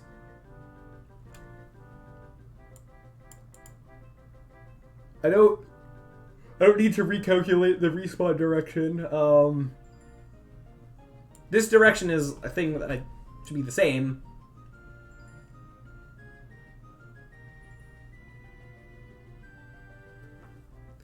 Yeah, at place to respawn, the direction being down, goes to a distance of 0.2, doesn't really matter. I have a layer mask for, this is the environment layer.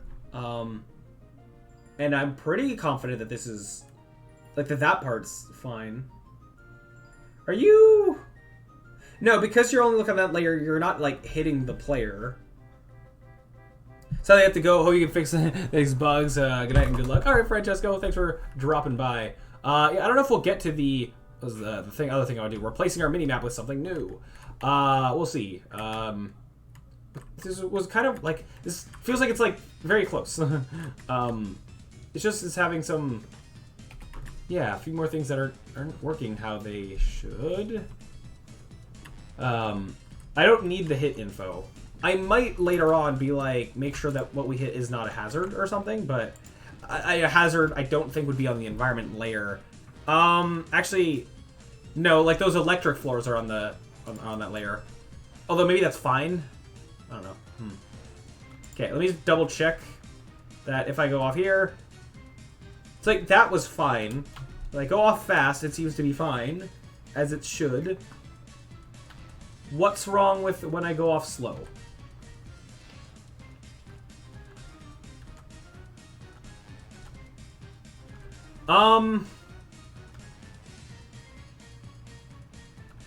You still got the same, like, direction. Like, these are close enough. Mainly the Z value being pretty high, in the negative, high for being -1, not being 0. That's strange. Am I not? I use place to respond in both these places. Yeah, I'm not like setting the variable and then like using the other one or something, right? And I use this plus the respawn direction, which is normalized, go in the way amount direction. So I wonder if there's some weird quirk where I don't know if this works this way at all, but like I'm shooting the raycast from here. I wonder if I'm considered to be slightly in the floor and I shoot a raycast down, does that count for hitting the floor, or like does it go through the floor, or is there something weird like that going on?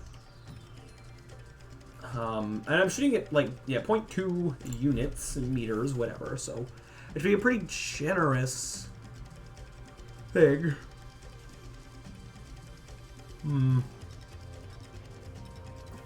So the thing is, this and this are both failing when they.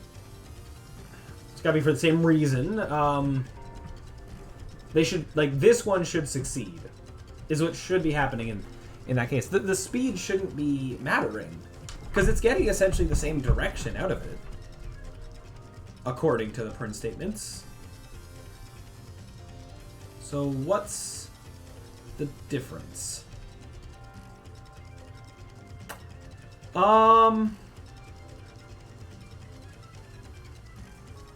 You know what? I think I know what it is. Oh, I know what it is. I know what it is. Okay, I gotcha. I think the problem actually is if I go off super slow, I think I kind of hit the wall on the way down, and so like my last safe point goes down slightly, and then I am in the ground. And also, I mean, this is super thin. This is a thin floor, which might also partly be the culprit, but I'd like it to ideally still work with the thin floor. So what if, is there basically a thing to say, like, is this point in floor? I can basically say, like, if this point is in floor, go up until we're not in floor. My worry for that, though, is if we're, like, that point is in a wall that's meant to be a big wall, then suddenly we're spawning on top of this wall. That, that's not great. So how about I say, place to spawn, or wait, hold on here. Let me I think it might be fine if I add on to our last safe area a little bit to, But what if we're riding a wall all the way down as we're falling?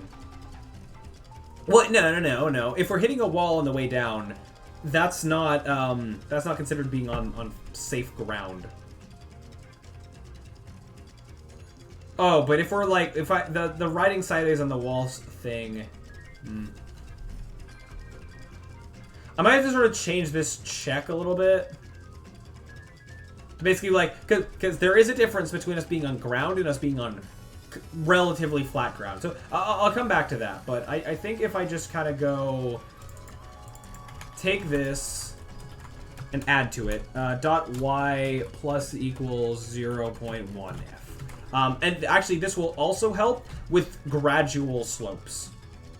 I'm also then fine to increase this a little bit of how far we're looking down. Because it's okay if we respawn, like if the slope's going down a little bit and then we spawn a little bit above the ground and fall onto it, I'm totally okay with that. So, yeah. So now hopefully it shouldn't happen. Okay. Oh, I was overly confident that it would work. So 0.1 might be too low, or the problem might not be what I think it is. In order to test this theory, put that even higher. Yeah. Just to go. Oh wait, well hold on. If that goes even higher, this needs to be like really higher. So I just put that to a 1. I mean, that's about the height of the wheel, I think. No, it's not.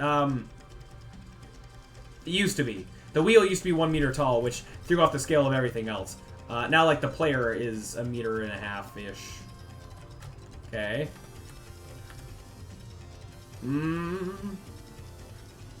Why did you seem to be working before, but now you're not? Oh, wait a minute. Okay, wait, no, you're actually working now. Okay. Okay, I'm fine with this. I think the problem that I just experienced is if I do this. As I'm falling, I move inwards. Now the respawn direction is going the other way. I think that's the specific problem there. This gets solved in the more real scenario where I don't have thin walls like this. If I have a bottomless pit, the wall will stretch all the way down, presumably. So I think that's more likely to be fine. Yeah. Okay. And also, like, this requires the player to be moving very slow, yada yada. And I do still have the, like, be-all, end-all fail-safe of if the falling goes wrong, then put the player, like, there's somewhere to put the player back. That's, so at least it seems to be, hopefully, impossible to have an actual, like an infinite loop of falling. And even then the player can pause and restart the level, but of course we don't want that to happen. Okay, so I think this is probably good enough. I think it's good enough for now. Visually, or not visually. Now, like, there's another visual thing I want to add, which is the camera. What is this music from? Oh, it's a Sonic Lost World thing. Okay, sure. I was like, oh, I don't recognize this that much. Okay, so now I want to do one last thing, and it's the respawn transition curtains. Which, I have these transition curtains that are up here and are currently active. These guys. Basically, we set up a thing before where, yeah, curtains would, like, whoosh, whoosh between scenes, and then we did our hub world thing. So I want to, I think, when we respawn, have these curtains close and open. Now, I have to remember how exactly I interface with this. Yeah, I have a transition curtain chunk of code. Oh, you are hooked into next scene stuff. Oh, no. Right, this is... Oh, yeah, a lot of this is going to have to change. I don't know if I want to delete this code yet. This is my preemptive loading stuff. It's not really going to be a thing in the same way. Or not happening through this transition curtain. So, but it was cool when we made it. Okay, so... trying to think of how best to use this. All I need to do is close the curtain, trigger a thing, and then open the curtain. So, closing the curtain, is it as simple as just... I have this close time, I have this close animation, open animation, yeah. And then I have the, like, I put a public float here for basically how long it takes the curtains to close. Rather than be like, wait until the animation is done, I just hard-coded a time.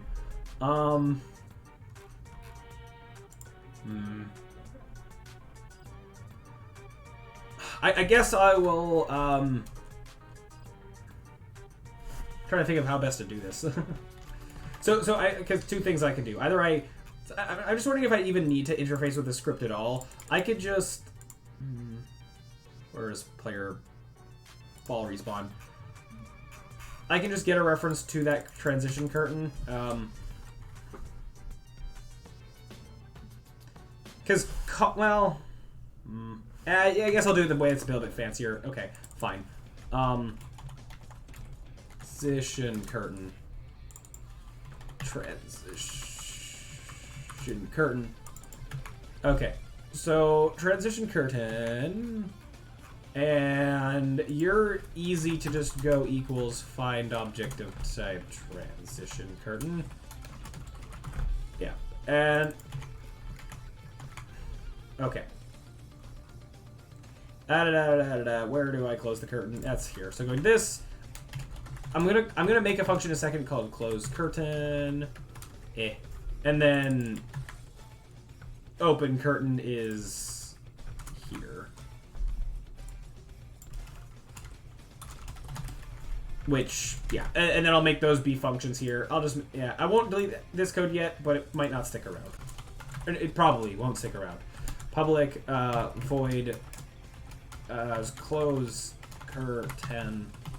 Now, my only potential problem with this is just that the actual timing of the animation, I don't know if I'll want to, like... So if I speed it up... If I have other things that cause this curtain transition, like, I know that if I restart a level, I know that's going to... I'm going to use this open-close curtain thing. I don't know if I want them to be at different speeds, and then so that I might need ways of actually controlling the speed that they close and open, but for now, I guess I won't worry about it. It's probably fine. Imagine falling off an edge onto a pit. I want it to be very quick, like whoosh whoosh. On restarting a level, it could be more of a gradual whoosh. I mean, it can be the actual it being closed can be as long as I want. Yeah. If I have any cases where like the curtains actually need to be closed for some extensive period of time, which ideally isn't really a thing that happens, I can do something to make it look better. But for now, I ain't gonna worry about that.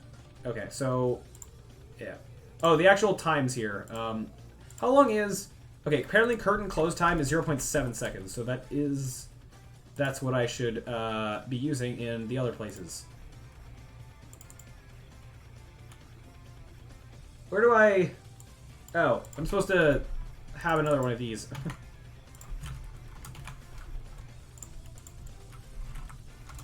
Which, okay, I'll have to, like, test this. So this is some time of letting the player be like, oh no, we died, we're falling, ah. This is, like, this is basically animation time and punishment of you fell, lose some time there. And then we have, close the curtain, wait for it to actually close, which I might lower this time in order to increase, like, this time can't change. So I might lower this time, we'll see. Or, like, move the actual starting to closing the curtain, like, a little earlier. I don't know, we'll see. And then opening the curtain apparently also takes 0.7 seconds. I mean, I can give back control of the player before the curtain is fully opened, but let's just do this for now. I don't know if I'm going to basically want to, like, open the curtain and then the player falls or something. The nitty-gritty of exactly when things happen and how exactly things happen, I might play around, but we'll see. Are you going to open? Oh, did I call a curtain closed twice or something? Or, wait, did I? Close curtain, close. Open curtain, open.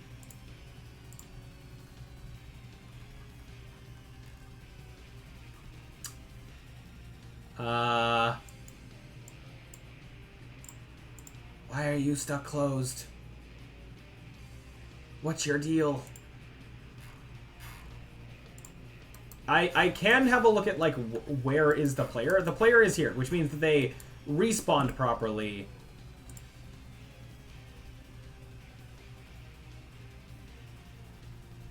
Let me see something. If the player has control at the moment, that means they don't. Okay. Wait, why? That means that the coroutine may have stopped somehow?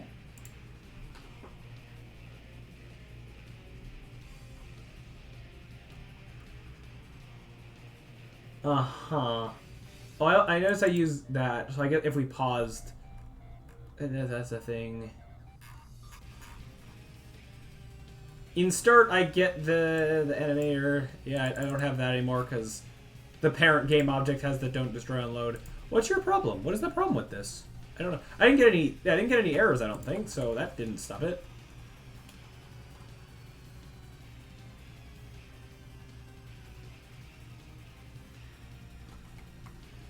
I don't understand. Wait, I am moving the player. What? The player has control. I had paused the game before. The player has control. That means that the coroutine did end. So the coroutine ended. Just the curtain didn't open for some reason. Why not?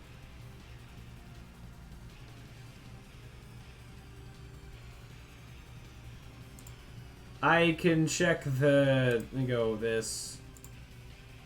Animator. Let me see the state stuff. You're unclosed. Oh yeah, that's a thing I do. Open, you. Yeah, what happened?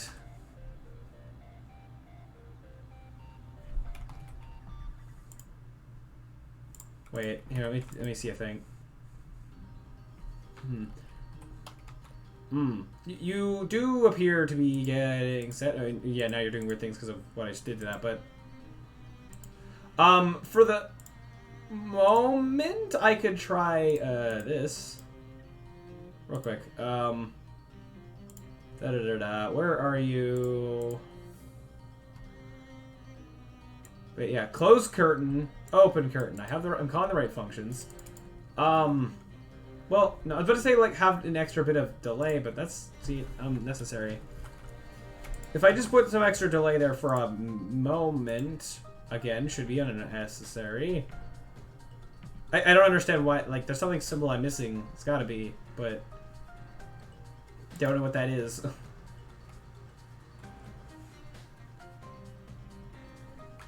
Why? I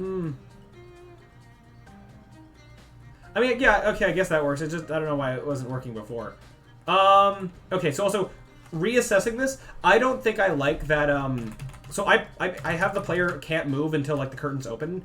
I almost would like, if I'm holding down the buttons, I'd kind of like to be able to move the second, like, as the curtain's opening. Like, being able to be moving as the curtain is opening, I kind of like the feeling of that better. So with that being said, I'm actually gonna put this before. Not before, but like, yeah, there. And I'm gonna think that may be fine. I also, actually, that means I'm gonna have...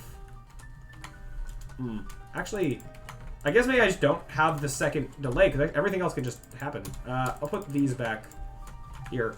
And the player can be blinking, I guess. I might, like, maybe yield, like, wait, like, 0.1 seconds or something. I'll have a look.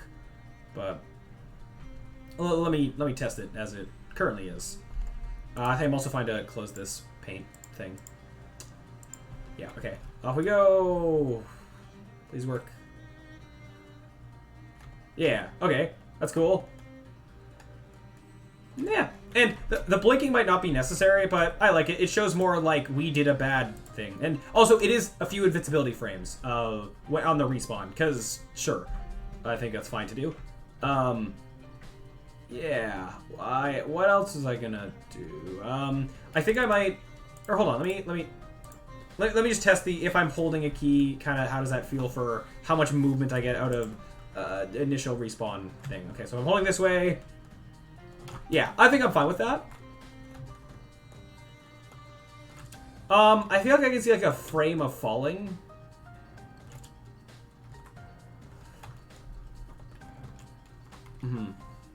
Let me just try for a second putting a 0.1 delay on this, just to see. It's just a little bit. I also don't know if I should... I can either put the player perfectly on the ground, or I could try to have them be in the air. Like, let them fall back, kind of. Okay, something about that I think was slightly better. Yeah. A little bit less moving without being able to see. Okay, so with that,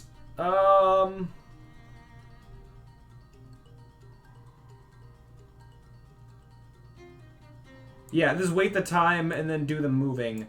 So this moving happens basically, yeah, right before. So that also means that, like, this moving stuff happening, and then the waiting, yeah, that gets to be some time in between, right? I am curious to try. Let me just see what happens if I, right before here, dot y, dot y plus equals 2.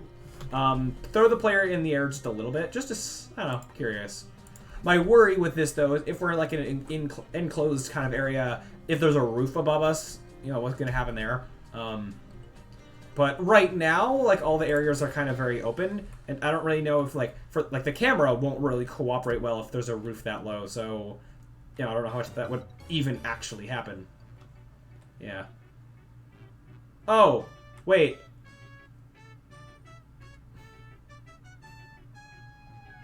Oh, the infinite fall is happening. Oh, I'm just realizing that that is happening. Okay, I kind of do like the drop a little bit. Interesting. Our rotation is... What's governing that? Is it just whatever rotation we had? I guess I'm fine with that. Yeah, I'm fine with it being basically the rotation we had when we died. Oh, and right, we can keep moving on the way down. Oh, and I can see us being... Oh, no, that's, again, because of the infinite fall. Oh. When I pause the game, it's messing with... Okay, hold on here. Wait for seconds. Real time. Where are you? Where are you? These. How about these be, like, all real-time seconds? So even if we pause... Actually... Wait. I'm just trying to think of how this will work with pausing. If we pause partially through these processes, that might do weird things. You know what? I'm almost thinking. So before, with why we had with things of why that we had with these curtains, the curtains actually go in front of the pause screen. But now I might actually want. Oh no. Okay, I was about to say maybe the pause screen could go in front of the curtains. However, when we restart a level in the pause screen, if we restart a level, I want the curtains to go in front of the pause screen and clear it all out and stuff.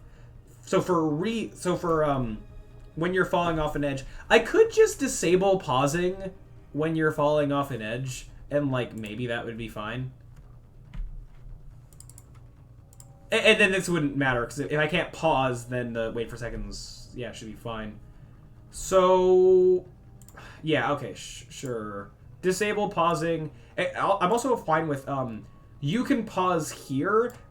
I think that might be fine. It's like, oh no, I fell, quick pause, whatever, and restart the level. I think as soon as the curtain comes into play, from here to here, disable pausing. How hard is that going to be to do?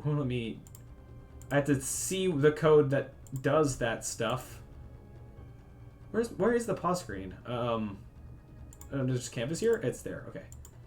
Canvas, pause screen. I have an in-hub world thing. Oh yeah, that was because I used to have inside a level and in the hub world had like two different pause screens, or similar pause screens.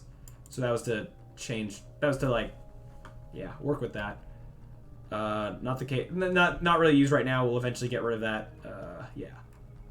Well, actually, the hub world and the main levels might need different pause UI. I'll have to see when I'm gonna handle that. Okay, so I'm looking for. I think there's other. I can see that there's other booleans that I think used to be a thing, but they're not really used anymore. With the way the transition curtain was. Oh, maybe. Yeah, like this. Restarting a level, rather than... It's the easy thing to do to just reload the whole scene to restart a level.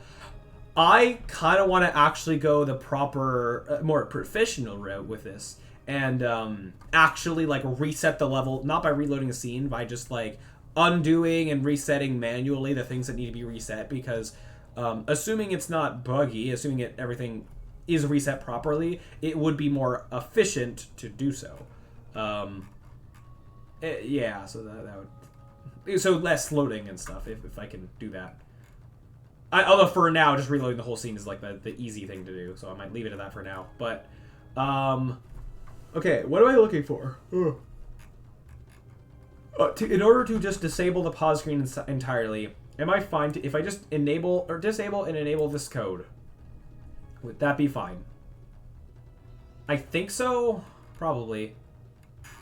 Yeah, so that's what I'm going to try. So, So I need a reference to pause UI.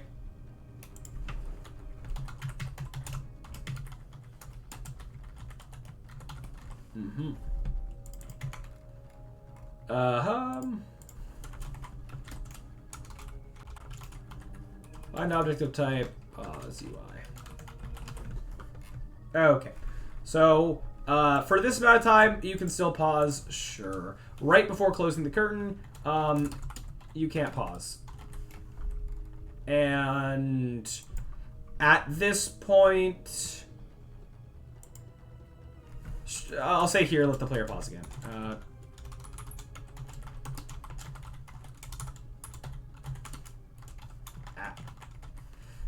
Except I'm actually also going to just swap these around. Yeah, okay. I guess I should maybe do a bit better with some of this stuff. Because, I mean, this is not this. This is this bit. And this is, stop pausing. And, no, not there.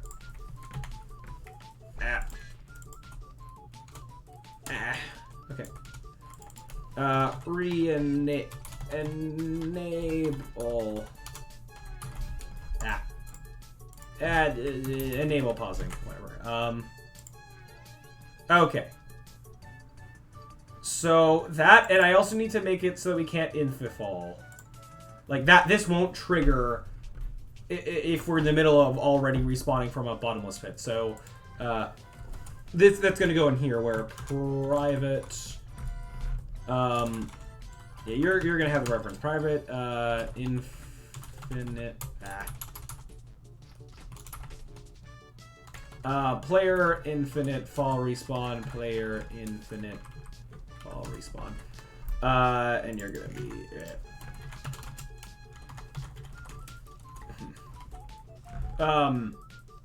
That's not what I wanted. Get component. These are on the same game object. Blah. Wait, hold on. Wrong way around. Wrong way around. I mean to get a reference to the normal fall respawn. That's what I meant. This and this. Okay. Yeah. And then I'm just going to add into this to just say, if we've deemed that we should be respawning, and player fall respawn dot is respawn or dot respawning. What did I call the boolean? I didn't set it public, did I? You are now. I mean, I could just enable and disable it. Would that actually be better? Because I'm doing less checks every frame. Actually, that would be better. Yeah, okay. I'm going to change this idea real quick because it'll be better on performance. Player infinite fall respawn. Player infinite respawn. Call it that. Yeah. So other way around, this will be better. I think. This is a get component. Might change the order of these things to follow my kind of pattern that I had. Okay. Okay. We good? Did I... Oh, I deleted the boolean. Private bool is respawning. Let me reorder these to be better. Booleans and simple data types at the top. Put this guy here. Well, it works with my system, which means that this guy's gonna go. It would be in between these ones. And yeah, all the So things I didn't write, things I did write that are get components and children on other objects. Yeah, it's fine. Okay. Then, when we do this, when we start a respawn, go, disable infinite fall code. Infinite dot disable, or dot enable is false. Okay. And then at the end,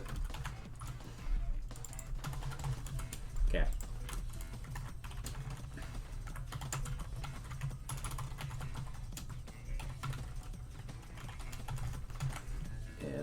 Infinite. Okay.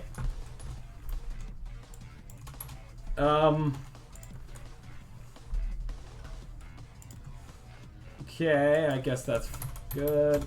Yeah. I think I'm missing.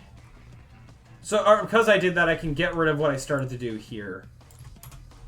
And remember, in a perfect, like with this infinite fall stuff, it's like in a perfect world, I wouldn't have this. If my game was flawless, had no bugs whatsoever, wouldn't have the infinite fall code. That's meant to be the, if things break and somehow the player is falling infinitely, stop that. That's what that's meant to be.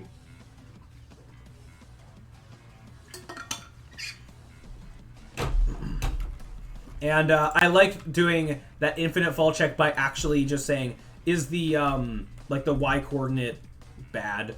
Actually, hold on. I may change the time there. I don't know. Let's see here.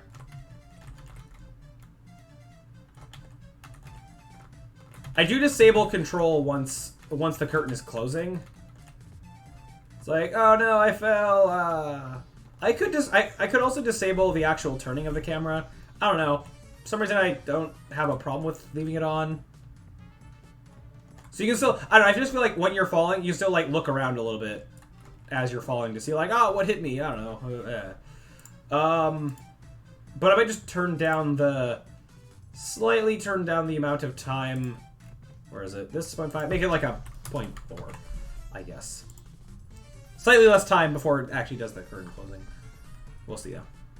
And with that, I think we have respawning, and I'm happy with it for now. Of course, we can continue to do more with it later, especially when we have actual animations and stuff, but... Oh, no. And, of course, the actual, like, kill floor, like, how far down is considered... I thought you were fixed. No. What? Oh, okay. I think I know what the problem is now, and I think it's something that I will come back to later. And I think it's a symptom of the fact that this sideways wall stuff that we still have to, like, fix and make better. I think, because that's a little bit of a wall, I think we're kind of hitting it, and for a brief moment, we're, like, on the wall, and then, yeah. So that's something I'll come back to. I think it's fine for now. Woo! Yeah. Anyway, wee. And, you know, I have some, like, you know, animations, like, sound cues, like a no kind of a deal. But I'm happy with this for now. Cool. Let me just make sure this is applied onto the player, because it's the player, yeah. Because it's the player that we actually, it's the prefab that we're instantiating into all the scenes, so, yeah. Oops. Alright, no, it's fine how that is. Yeah, okay. So, with that out of the way... With that out of the way, I think we can move on to our next thing. Let me bring back up our Trello thing. So, I think that... yeah, falling respawn system. Boom, done. Now, next, these two kind of go hand in hand, because I'm replacing the minimap for this. But I think I'd like to clean out the minimap being here, because I think I'm firmly decided on, I am fine with not having a minimap. I guess I am banking on hoping that this idea works and goes well, but I think I'm fine with it. I'm fine with that. I'd rather not have a minimap for a number of reasons. Yeah.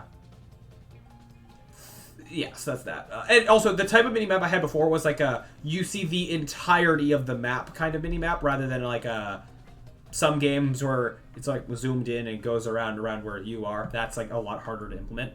But having a minimap that is like the entire map, it kind of limits how big the map can be without like you get to a point where the minimap is so like clustered you just can't really see where you are or like what things are.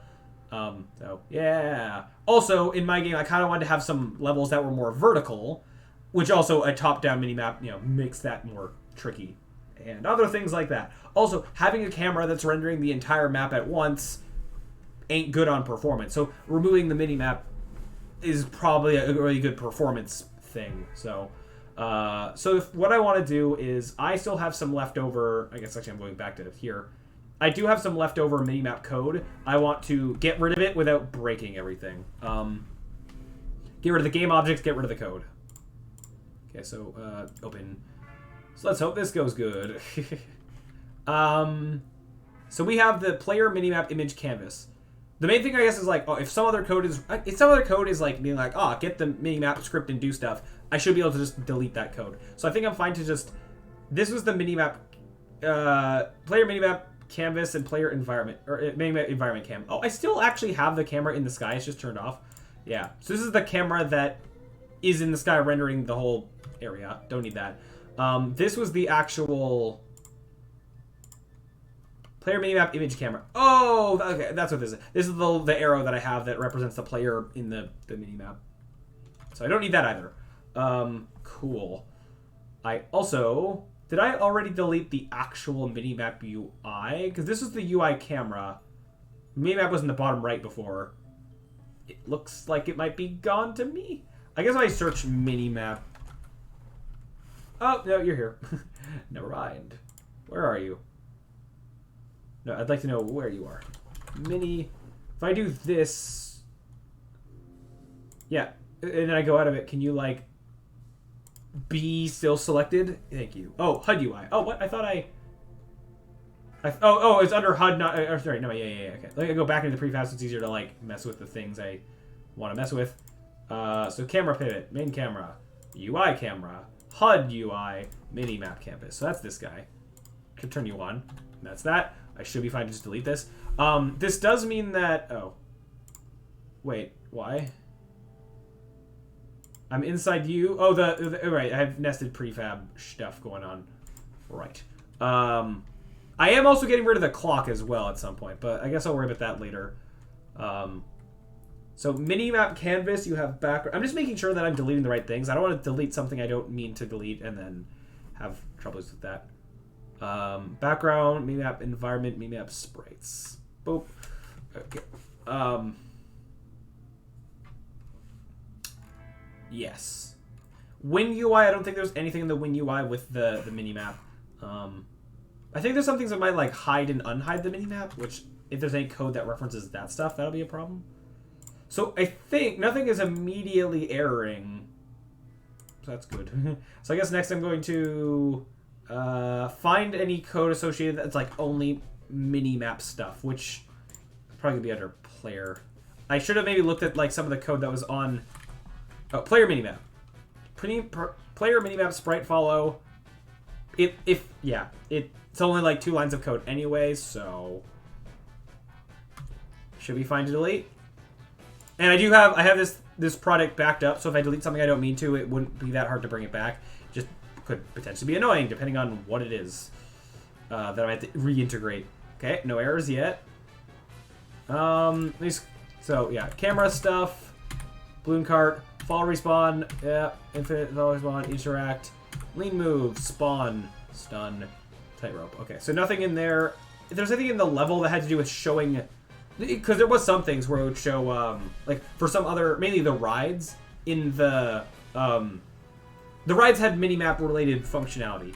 So for showing circles with the minimap, I think I did delete some of that, but I don't think I deleted that. I think what am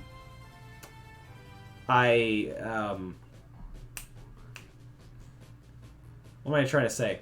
I didn't, I turned off some of those game objects, but I didn't delete a lot of things. I noticed I have this Boolean 4 minimap in here. These are for the damage circles I was just talking about. I'm going to delete that, and then let the, yeah, I'm going to do this. Let the errors lead me where I need to be. So, if 4 minimap is true, do this. I don't need to do that. Yeah. If not, yep. So, that should happen always. Anything else? I think that was it, yeah. Because this damage circle, if it was part of the minimap, it would face up. Otherwise, it would face towards the camera, like billboard towards the camera. That's what that was.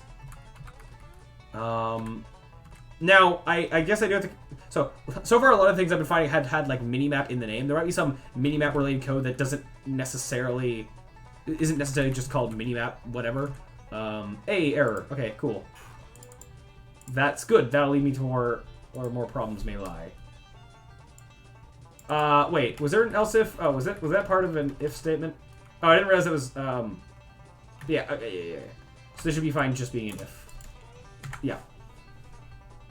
This is saying like if there is a main camera, then do stuff. I believe. I think that's actually something I need to fix, because I think because I spawned the camera at runtime, I think there's actually some problems with this. So I'm actually gonna move this to start rather than awake, and that might actually fix that, because I spawned the player, and then having that code run after it will make more likely that we actually get the proper. I think then it'll get things at the right time and actually get the camera. Okay, no current errors. I'm gonna try just going to play mode, see if anything errors right away. I didn't actually go to the prefab view, and it's hopefully fine. Okay, no errors. Good. Do I have, oh yeah, I have the other the clock UI, and the strikes UI currently disabled as well. I'm not exactly sure what's going to come with the strikes UI, but the clock UI is going to turn more into a general objectives thing. So, yeah. What in the what? Oh. Fun. Unity crashed. Alright, that was as I was trying to change scenes. And I saw that, like, whatever I was trying to read, it was not having a good time with accessing that. Great. Okay, let's try that again. In the meantime, I can do a Control F for mini. Anything with the word mini. Oh, this is my text file for, that explains the mini-map. That's funny. So, not what I'm looking for. Oh, you opened on the wrong screen. How about go back over here? Yeah. Oh yeah, there's also this. This is the pause screen stuff. Rather than being a canvas thing, I have it being a thing like this because canvas elements go on top of everything, but I needed the transition curtain to go on top of the pause screen. So I have, the pause screen has its own camera, and that just renders pause screen stuff. And these elements, these are things that can be on the windscreen or the fail screen. No, just these are part of the windscreen. So 3D objects that I have squished against the windscreen. But then the transition curtain needs to be on top of all of that. So that, yeah, let me do that. So that's what those are. And then even there's this that's like kind of through the floor, but it's fine. Actually, all three of those. Yeah. Okay. Anyways, back here again. So, back over to this, and hopefully it'll be fine. Yep. Okay, let me just load into the scene, see if anything happens. This scene has a ride, which, if anything's gonna have an error, it's gonna be this guy. Nope, okay, cool. Next thing is that inside of the ride, yeah, you still have the damage circle for the minimap.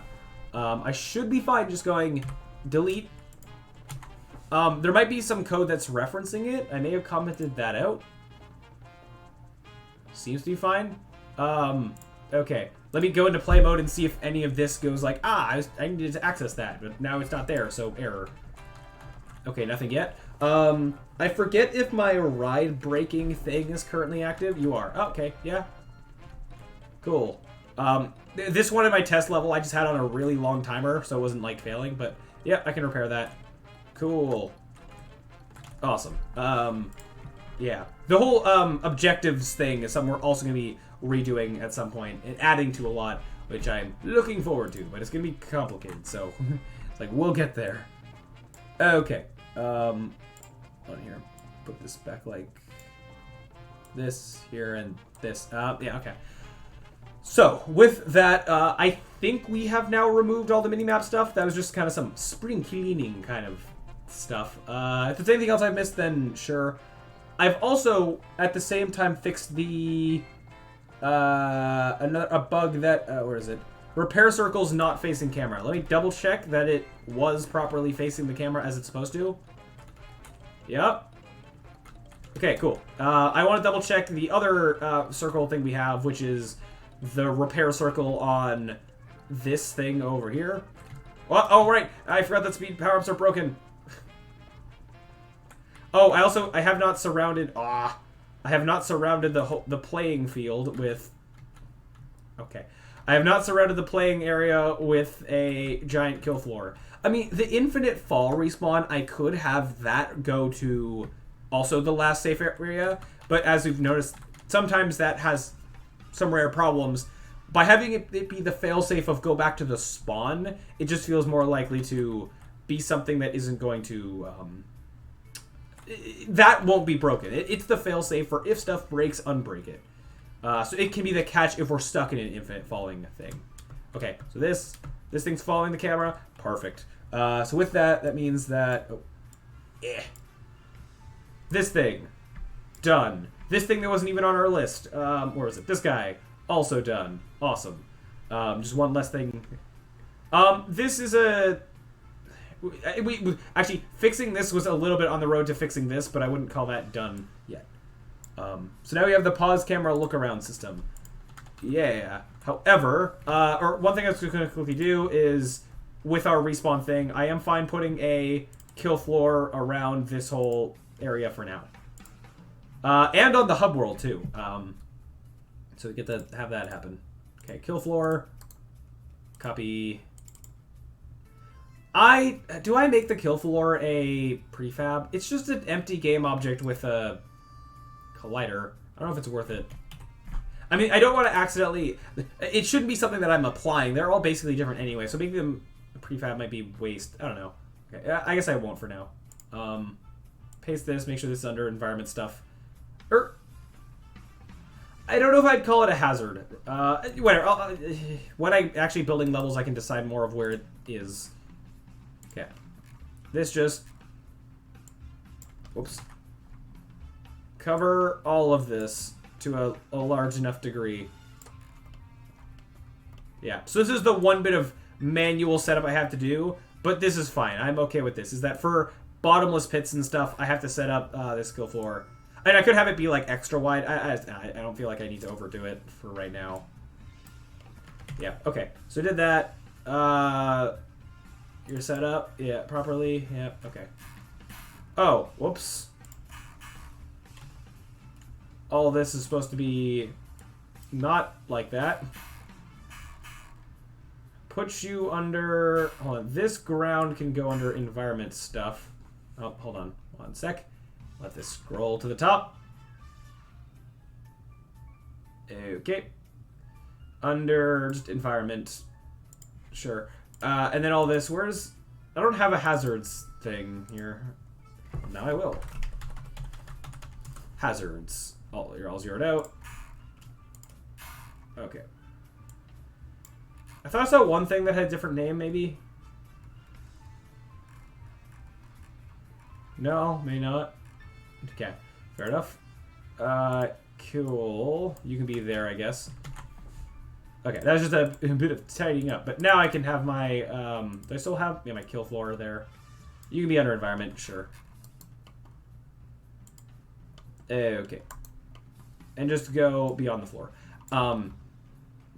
Yeah. This, as I've also said, will be maybe more unnecessary in real levels. Because I don't think there'll be as much, you know, floating platforms in the sky. It'll be more surrounded area by, like, mountains or ideally not invisible walls. I want to actually have stuff, like fences or whatever. Or maybe, you know, if one level has, like, a sheer cliffside or whatever, then it should look like that rather than just being floating platforms. Yeah. Okay, maybe this should be a little bit further just to make it absolute sure. Yeah. I don't see the need to overdo it there. The hub world is going to change quite a bit in terms of having a kill floor and where that's going to go. Oh, right. I do need to make sure that this cannon doesn't trigger the kill floor. I didn't even consider that. Which, okay. Should be fine for now. Oh, that not helpful. Okay. So this one I'll let it be a little bit on the thinner side, just in the hopes that it doesn't accidentally set off the cannon. Or, okay, I can make us... I already made us invincible to damage while we're mid-cannon shot, but I could also make us invincible to trigger a respawn thing, but I won't worry about that right now. Okay.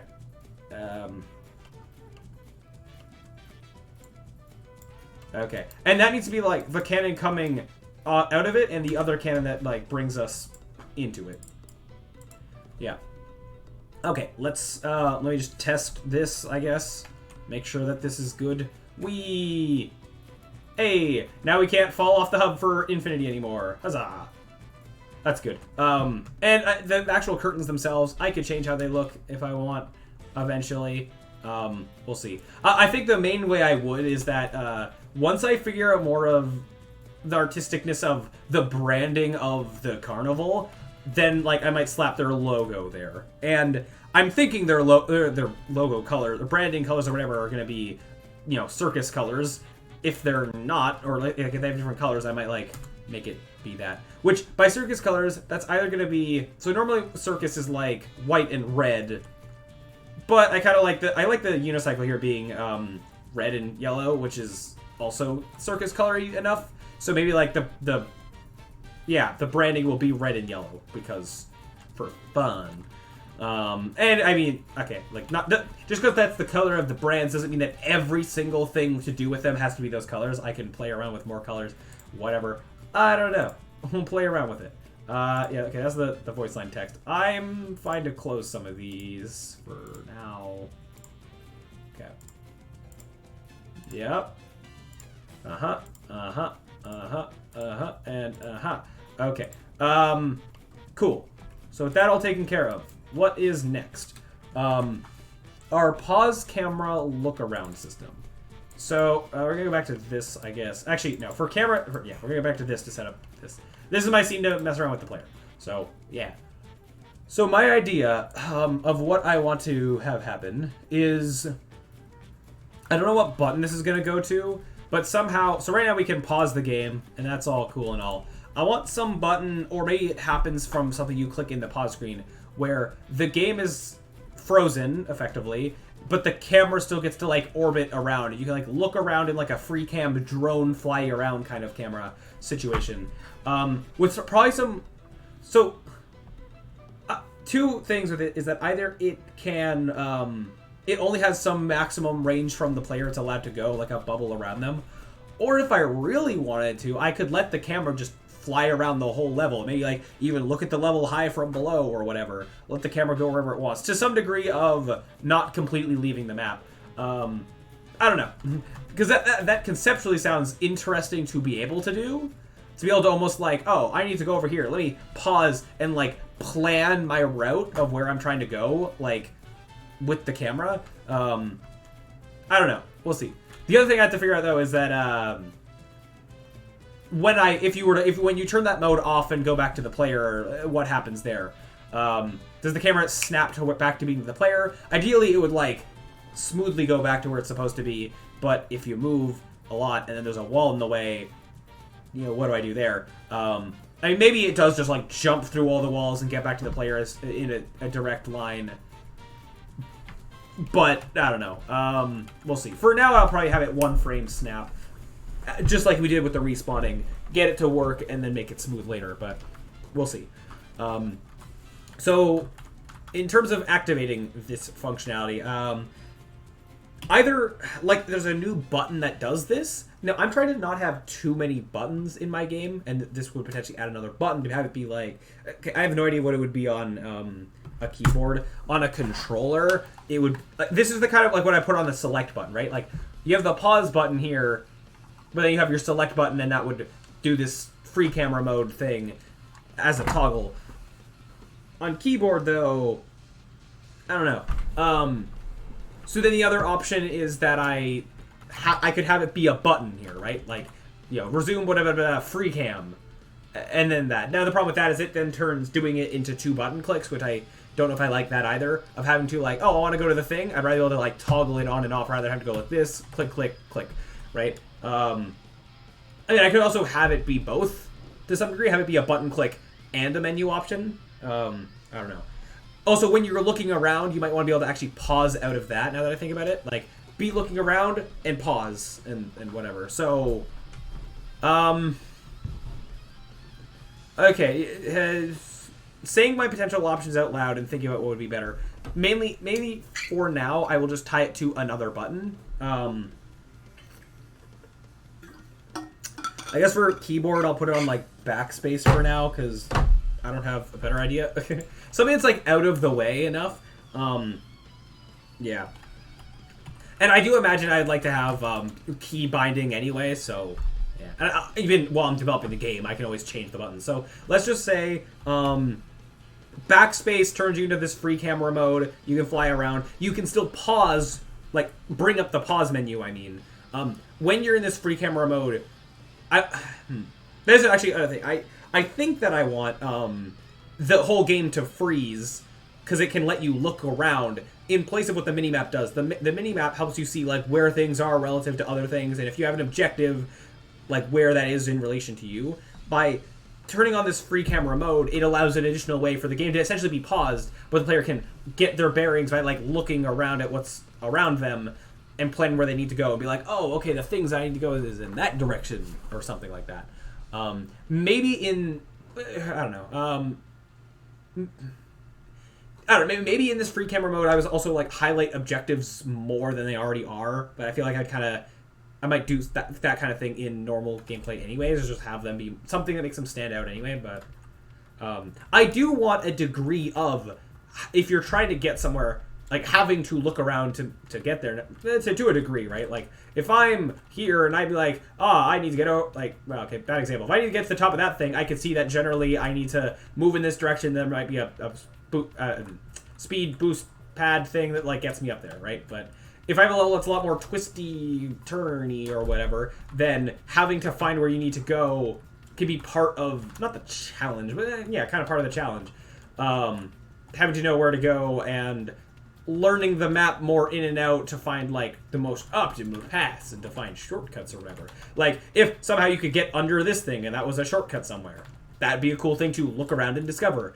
And that's the thing that if I have a mini map, that's the thing with the mini map. If you have a mini map, sometimes like you're focusing more on the mini map than you are on the actual what's in front of you. By having to look around at what you're seeing to get around, that could be better.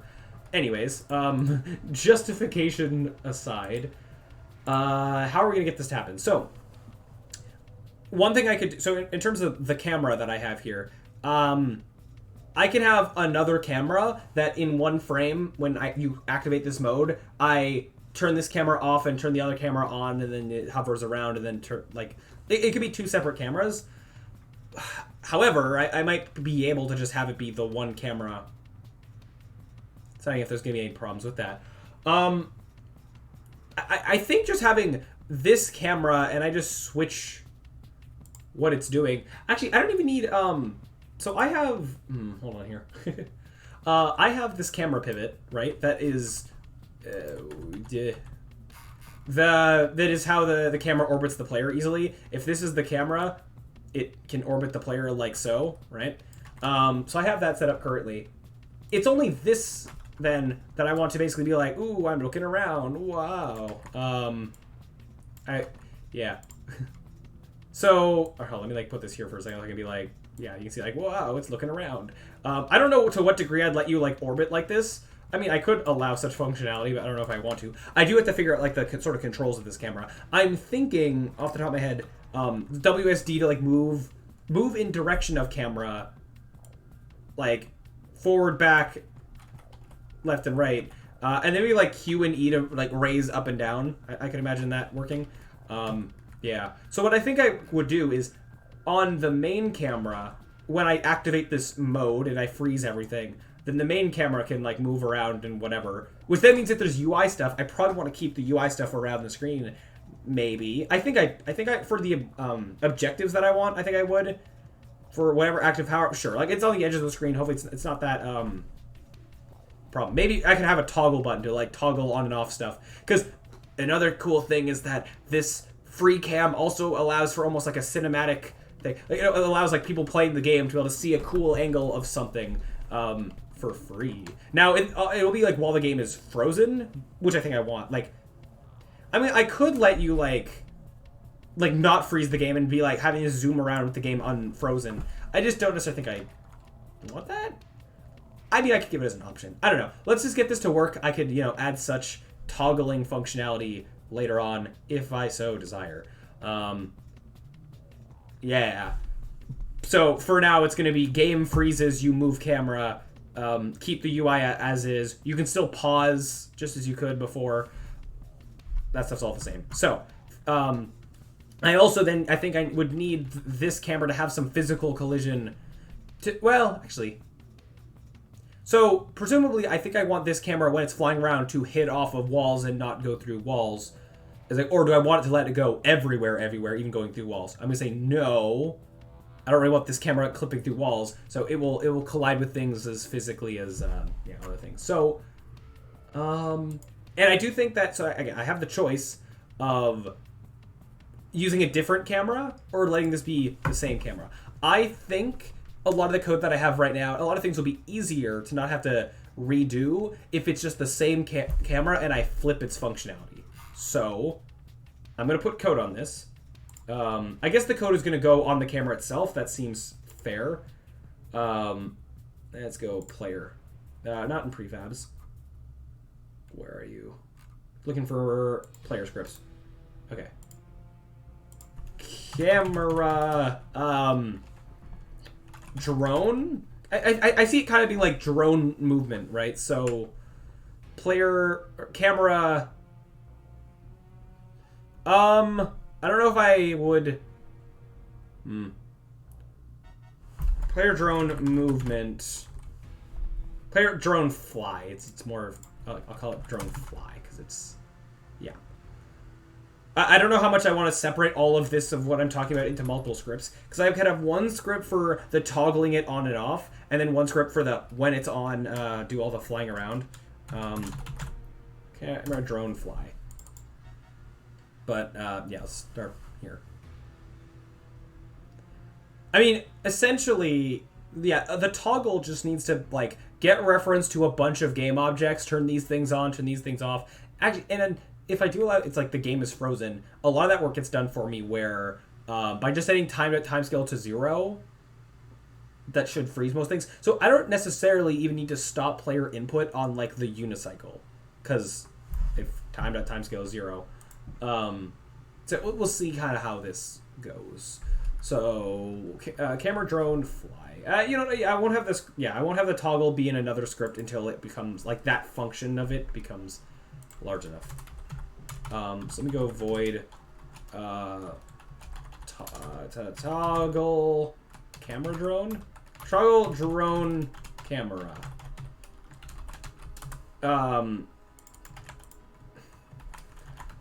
Well, yeah, okay, yeah. Toggle drone camera, and it's like if input dot get key down,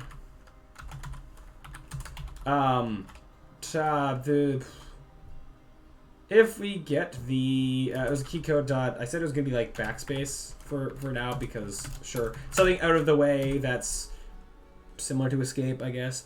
Actually, I'm gonna put it more like this.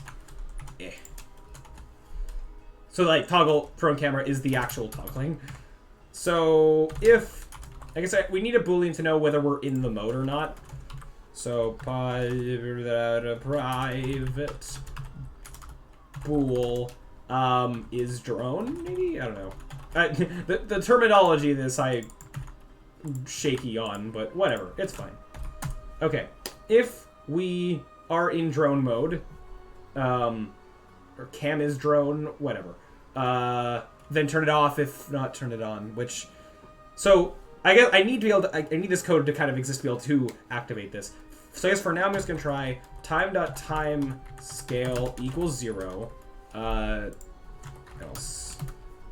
I guess, wait, no, if we were a drone, then we're turning it to, actually, hold on here. Okay, this equals opposite of itself. We're going to flip whatever it was and then test it. So now, if we are currently now in drone mode, go time.timescale equals 0. And the flipping it back is going to be turning it to 1. Then, okay. I will also, let's just start with that, and then now start doing the movement. Move. Nope. I'm going to call it fly, because that's more what we're doing. So, fly, which I need to call that function. I guess I'm going to go then here, if is drone fly, I guess. So, this, start with inputs, input.getKey. I mean, it's just getting WASD for now. Get key, like, not down, just, you know, we can be holding it. Keycode.w. Wow. Yeah. Okay. How do I guess, wait, am I going to move this with transform stuff or no, wait, I have to move it with transform stuff. I can't move this with a rigid body because I'm setting timescale to 0, rigid body, no do that. Yeah, so I have to do this with direct transform modifications if I want to do it the way that I want to do it. So transform dot... Oh, wait, how am I going to do collision detection then? Oh, no. Because if I'm directly moving a transform, then I will be able to just go into stuff.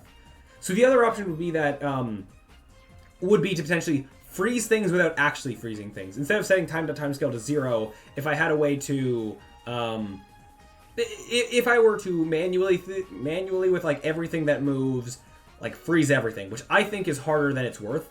Because we're talking about, like, pausing voice lines, pausing music, freezing, like, character animation, like, a bunch of stuff that I think I would rather just make it work with time.timescale equals 0. So let's not worry about collision for right now. And maybe, rather than actually doing collision detection, I could fake it enough with, like, ray casts or box casts to determine, like, moving in directions, which wouldn't be ideal. However, in terms of performance, when we're in this mode, there's a lot of other stuff that isn't running, so, like, we actually have more performance at our disposal here, so it might be fine. So transfer, or hold on, I'd rather, like, use WASD to calculate movement things, calculate directions or whatever, and then one final line that basically goes like transform.position equals do the movement, right? So I do need to, like, I want it to be local. Why am I forgetting how to do some of this math? I need to do it locally to what way that we're facing. So I guess let's start with just getting a movement direction in general, and then make it local. And then, yeah. So I'm gonna go. Yeah, I'm gonna go vector. It could be a vector 2 in a sense where. Nah, let's go vector 3. Move dir equals vector 3 dot 0. And you know what? I'm using this like every frame. I'm just gonna make it a private vector 3. Move vector. Move dir. Trading space complexity for time complexity. Just a little bit. Okay. So if we're holding W, then move dir dot Z equals 1. We're just gonna have it be very like kind of movement for right now. I could make this camera be more elegant later on. If we hit S. Oh, hey! Thanks for the follow. OS Prey. Underscore 420. Hello, and welcome to the stream. We finished up earlier making respawn code, and now we are making a fancy camera flying behavior to replace our minimap. And yeah, it's going good so far. Well, there's been a lot of me conceptually trying to figure out exactly what I want out of this system and what would work best, blah, blah, blah. Now we're starting to do more of the actually making it, so yeah. This. So right now we're just doing the simple, so assuming this works, if we have this drone camera activated, we're just getting the movement for it to work real quick in a very rudimentary manner. Yeah, they'll get to be better later on. Okay, so I can just go like this plus equals move dir to start, right? Like that. This works in a way, except it's not relative to the way that that we're moving. So I need to go. What's a good way of doing this? I know I could go like transform direction. Oh wait, hold on. Let me steal from my player code real quick. Player lean move. Where are you? Over here. I know there's like a few different ways I can go about this, but I know I've done this here. This exact line. Thank you. Yeah, I'll do this. Wait, how did I not, I said what is 0? Yeah, afterwards. Yeah, that's the... Oh. Well, in this case, I want to set it to 0 beforehand. This is different. Okay, so, move dir equals, these are all move direction things. Ah, and this is transform now. And transform forward, blah, blah, blah, blah. Yeah. Do this. Move in that direction. Let's see if this works. Because I don't even know if the freezing is necessarily going to work. Because I might also have to disable both this camera turn script, camera follow, and camera zoom. Those 3 scripts might interfere with this. I'm curious of the extent that they will. So currently everything's normal. Or I press this. Oh, I didn't. I have to actually add the code to the camera for it to do anything. Important step. Excuse me. Oh, I changed the thing. I didn't change it up here. Got it. Okay, let's try that again, shall we? In a second. Okay, camera, main camera, this guy. Bam. Yep. Okay, and here we go. In a minute. Okay. Da-da-da-da. Let's say 3, 2, 1, bam. Aha. Oh! Oh, I need to actually tie a speed to this. Forgot about that entirely. I also want to multiply my time to delta time, because all that stuff. So, right, I can't actually, yeah, we're moving relative to the camera. If I do this, we do immediately snap back, which is interesting. You know, this is exactly what I want, but it's actually pretty close. It is without the turning and without the speed, so cool. Good first start. So public float speed. Call fly speed. Okay, I'll need a fly speed and a turn speed. Turn speed. Yes. I'm also going to go times time dot. I need unscaled delta time. Yes. Times fly speed. Okay, so that's gonna be fly, and then I'm gonna need turn code. That is going to closely copy from our camera pivot, actually. Huh. Yeah, that's... Oops, that's not what I want at all here. Okay.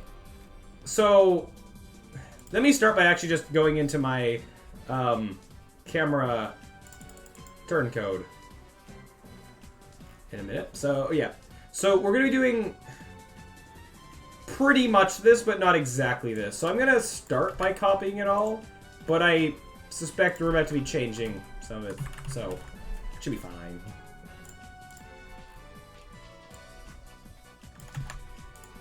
Uh-huh. Maybe I could try to, like, leverage off that script in some way later on. But for now, whatever. Because, for example, I don't want this bit in here. That's not good. This would be... Yeah, don't want that. I want it in the other place. I don't want it here. Okay. So, yeah, get mouse input. I do things to make it... or I do the turning, except I need, I think I need to invert this. I need to invert, both of these, maybe. I guess I'll find out in a sec. Invert them from what they were with the camera pivot. I think. Hey, I'll find out. It'll be either correct or not, or like the opposite way around. Yeah, I'll see. We'll see. Okay. So, camera drone fly. I guess I'm gonna try this being at 2, and I will copy the variables from the other one for right now. I'm not using that turn speed. Oh, right, because rather than a turn speed, I split the horizontal and the vertical. I guess to match this, I'll go, like, just to match it. Okay. Okay, let's try this.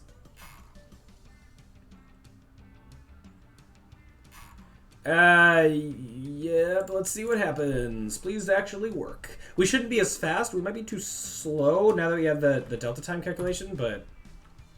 Oh, okay. It's not the right way around.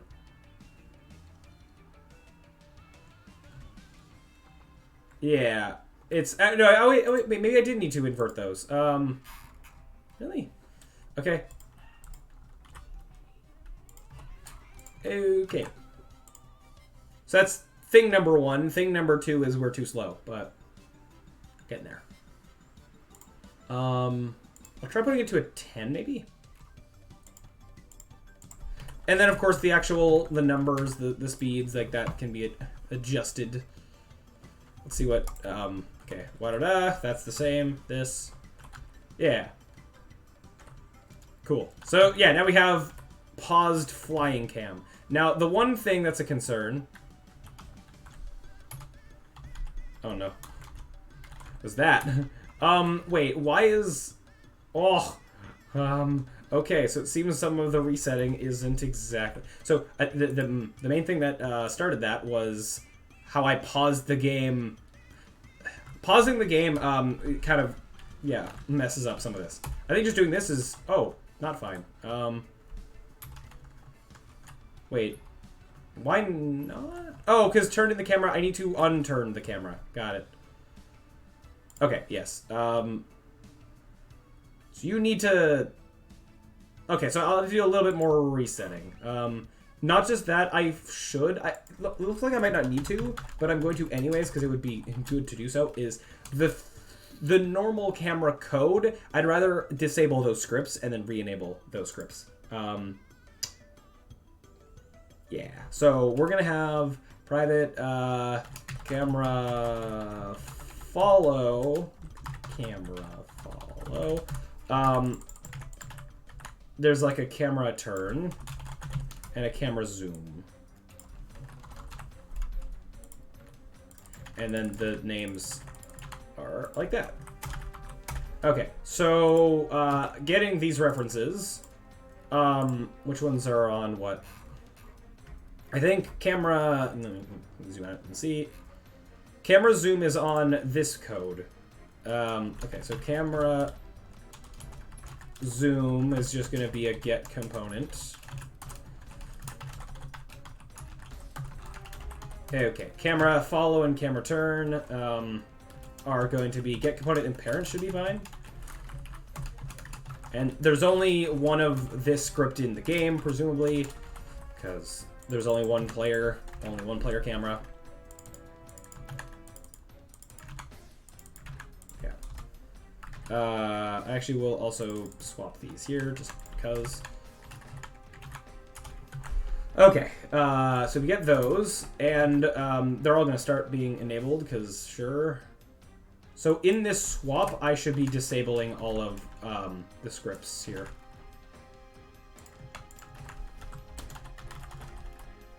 Dot enabled. Okay.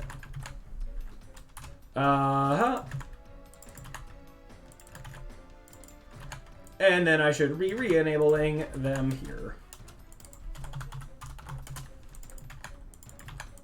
Okay. I also, as we saw, when I turned the camera and all that, I need to reset it. So I think I'm going to keep track of... will this cause me problems? Hopefully not. Keep track of the initial rotation of the camera, which is going to be a quaternion.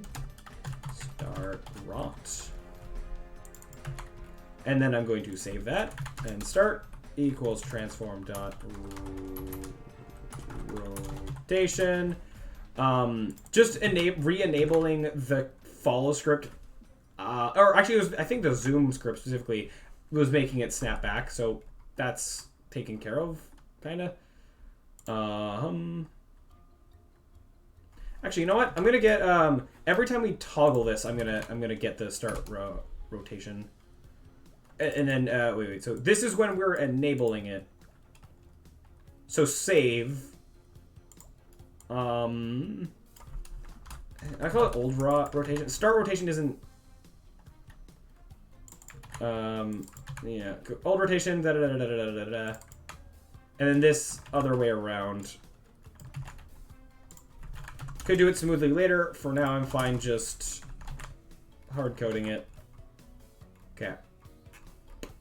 All right, let's try that out. See if that works.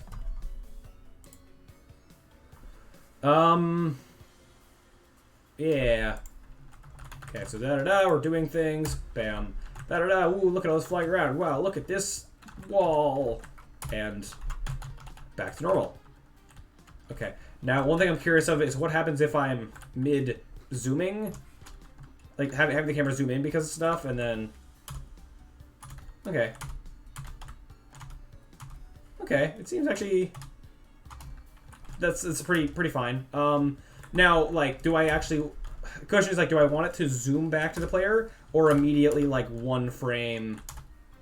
What am I seeing for a frame there? It's like I'm seeing something for, like, a frame. Hold on here. Oh, wait.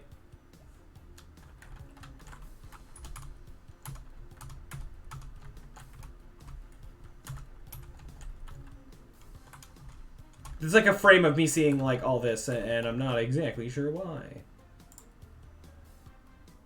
Hold on. I can't exactly...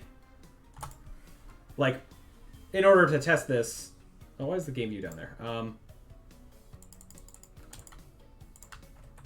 Trying to... actually, no, okay, hold on. Like, fly away, Oh, I want to be doing that. That's breaking things. I'm just trying to, like, get my mouse... my mouse back. But I need to hit escape to do that. Hold on. Because the way I have that at the moment set up. Okay, well, this is fine.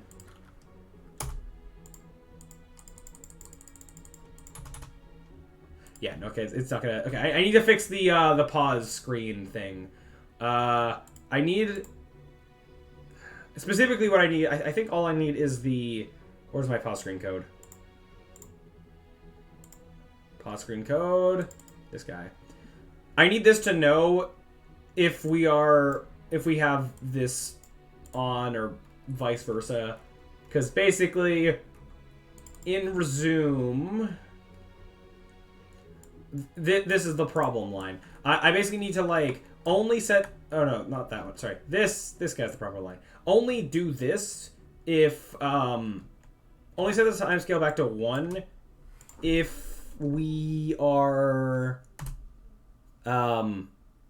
if we're not doing the drone camera stuff. So I basically go if drone camera. How am I gonna know that? What's a good way for me to do this?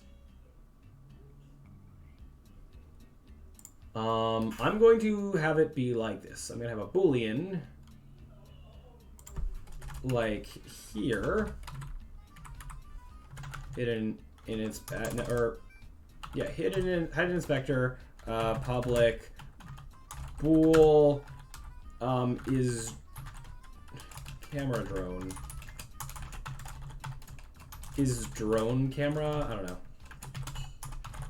And if we are in the middle of drone camera, don't do this step.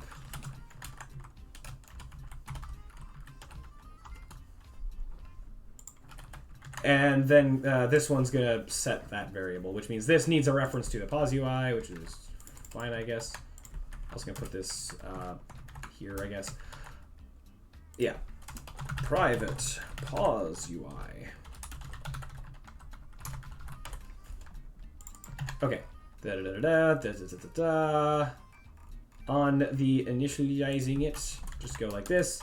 Dot is drone camera equals true. This is false. Yeah. I may be able to do that more efficiently, but whatever. It's fine. So, got that. So now pausing it shouldn't break it in the way it currently was. Unless there's some other problem from it. That was the main problem for it. So normal pausing is fine. More like this. I can pause, and that's fine. Ooh. I maybe don't want to be able to turn while we're paused, but hey. Wait, you unfroze anyway. You were specifically instructed not to do that. Did I not actually get... I didn't get the pause UI. That would do it.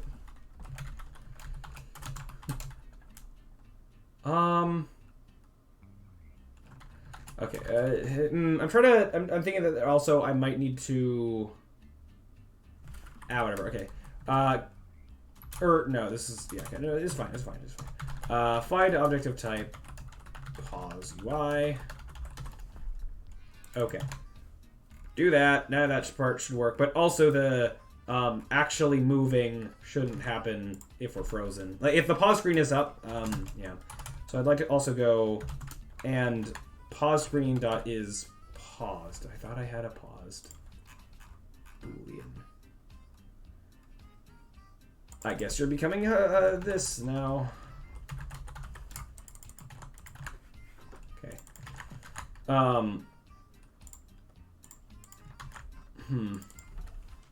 If drone camera that dot is paused, you're not there. Oh, I just call you paused. I'm gonna change that is paused, and just to have it be more like how booleans tend to be. Okay, this. On a lot of this stuff, I guess, like on a lot of the scene changing stuff, this should be set to false. Oh wait, I wasn't done. Hold on here. Okay. Guess I'll just quickly, a lot of this is going to get changed anyway, but just for now, anywhere I set is pause to false, is drone camera should also be set to false. Okay. Yeah. Quitting, don't care. That's fine.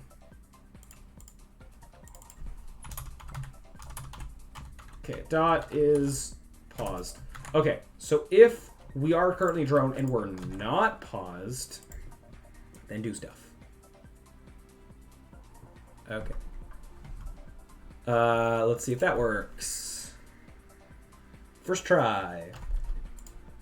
Did I just click? Oh no. Okay, I thought I just immediately accidentally clicked the play button there. Okay. We can fly. Wow. Cool. Pause screen. I can no longer fly. And I'm back into it. Oh.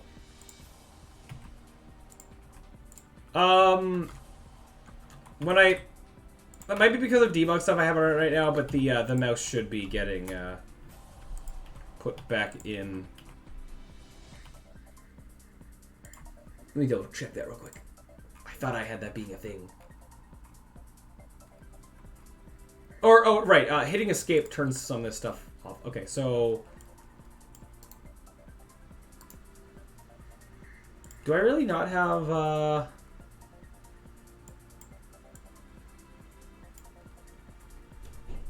This is us flipping between paused, and this is stuff that goes on while we're in the middle of being paused. Yeah.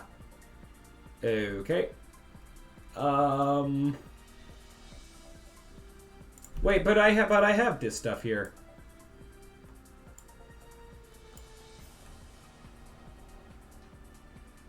I'm not sure. I mean, I noticed that once we click back into it, it's fine. I don't know. I'm not gonna worry about it for right now. Might be some Unity thing. I don't know. Whatever. It's fine. Okay. Good enough. Okay. So we do this. Yeah, I can pause. Normal pausing and unpausing works just fine.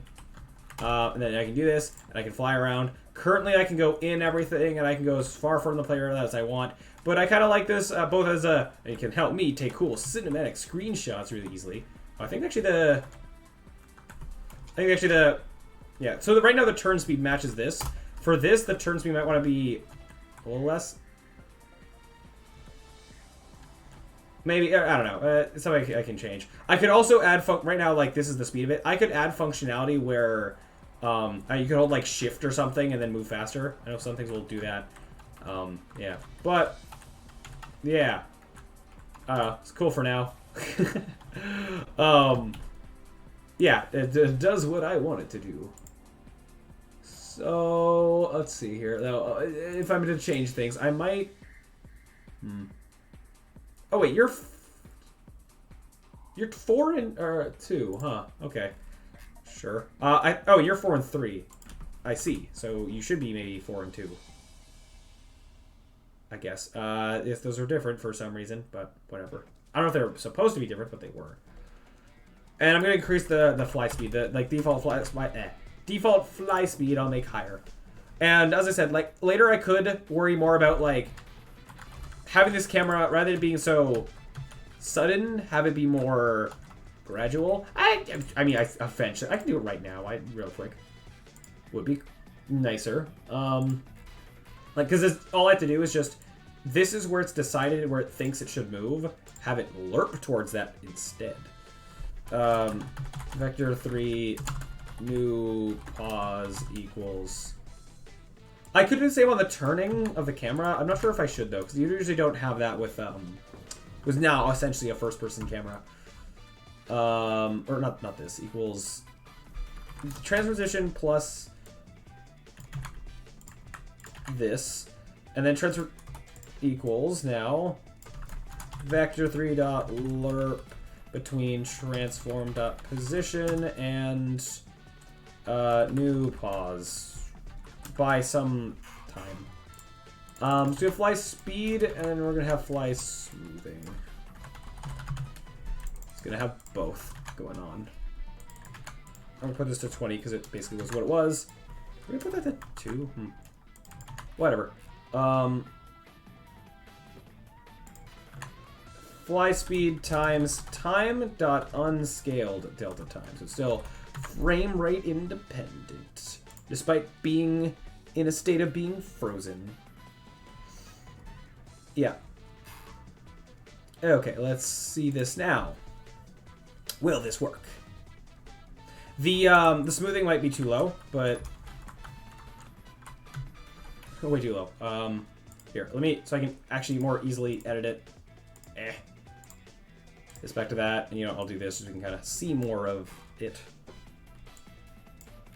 Okay, so let's try 10. It should be pretty high smoothing, but just a little bit of smoothing I think could be good for this. Why are you so low? Oh, wait, something's weird going on. I put the fly speed to... Wait, did I put the wrong variables in places? Oh, you're supposed to be fly smoothing. Haha, I totally did do that thing. But you were even still at 20. Really? I mean, yeah, because I multiply it by that, that's going to have an effect, but whatever. Okay, so let's try... How high do you need to be? I guess pretty high. Put you to 100 and see how you are. Okay, okay, that's the speed that we had. Also, though, okay, actually, yeah, I think I am going to change the turning of things, both to 3. Yeah, that's better. And tone you down now. Let's try to do 10. Why is this... Wait, why does it seem... Wait, am I not... I might actually be doing this correctly. I mean, okay, I guess the thing I actually could be doing is instead of... I should be lerping these values is more what I should be doing. I guess that's... lerping, like, basically the speed up and down. Yeah, I'll do that instead. I still like this being... Actually, maybe 2.5 on both. But then being equal here seemed better. Fly smoothing, I'm going to put this back to, like, 10. Fly speed 20, sure. Maybe. And instead of vector 3 lerp there... Put you like that for right now. Yeah, do a bit of... Which actually means I can put this back to what it just was. Plus equals this new stuff. But then I'll change how these numbers get calculated. By all of them are going to have now a mathf.lerp between whatever they just were and 1 by the smoothing times time.unscaled delta time, of course. Okay, no red, good. Same thing here, but a -1. Same thing here, but a 0. Although I could change the lerping to 0 being different. Like basically when you let go of a key, stop faster or slower. This with this being X and... Oh, hey, Session Streams! Hello, hello! Can I just bang code together to make it work? Because nothing I try works with the lag delay for certain actions. No. Yeah, I mean, sometimes trying just random things can have good results. Or help you discover new things that you would not have discovered otherwise, or whatever. But, yeah. Also, hello, hello. Okay, this, that. Okay. Let us try this again. Okay. might have to adjust the numbers, but let's see how this works. Okay, so normal, still fine. Oh, what? Wait. Why are the numbers now very off? What? Excuse me? Wait, did I actually put an X or a Z where something else should have been?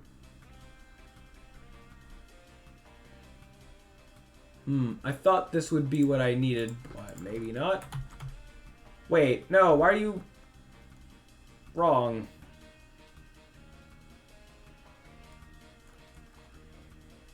Oh, because I change you after I do this. Gotcha. Okay, gotcha. Okay, so vector 3, move deer, relative.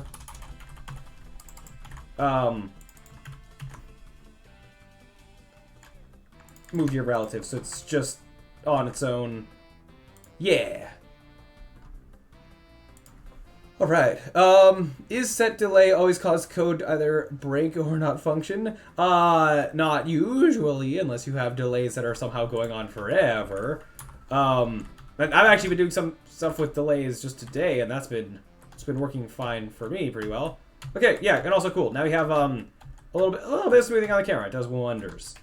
We still go through stuff, but maybe for now it's fine. I also haven't decided, like, conceptually if I want there to be a max range on how far away you can go. Or I think there should eventually be a range of, like, I'm 1,000 units away or whatever. But generally speaking, like, oh, you go like this far away or, like, pretty far. I don't know. I do notice, though, there's still a weird... I'm noticing something with the rotating. Hold on here. Let me get... Or it was happening a second ago. I swear that, like, on the, like, it coming back to the player, there's, like, a frame of not what I want. And actually, I think I know how I can maybe fix that. Because I think there's a frame difference between the reset of the turning and the resetting of the position. So, that is actually easily fixable. I just, old position as a vector. And actually, you're going to go here because put the two vectors together for no other reason than I can. This equals transform.position. And then old position equals transform.rotation. I guess both those aren't completely necessary, but if I ever activate this through other means, I just want to be covered, I guess. Transform.position equals blah. And now it shouldn't have that. It's just like a one frame kind of thing, but I think that's what kind of causing the one frame wonkiness. The only time delays happen is like in your thing you're working on session streams, grapple, double jumped, and prior to cutscenes. I don't have cutscenes yet in my thing, although I'm that is functionality I would like to eventually have. Okay, there we go. Okay, no, that seems fine. Good. Awesome.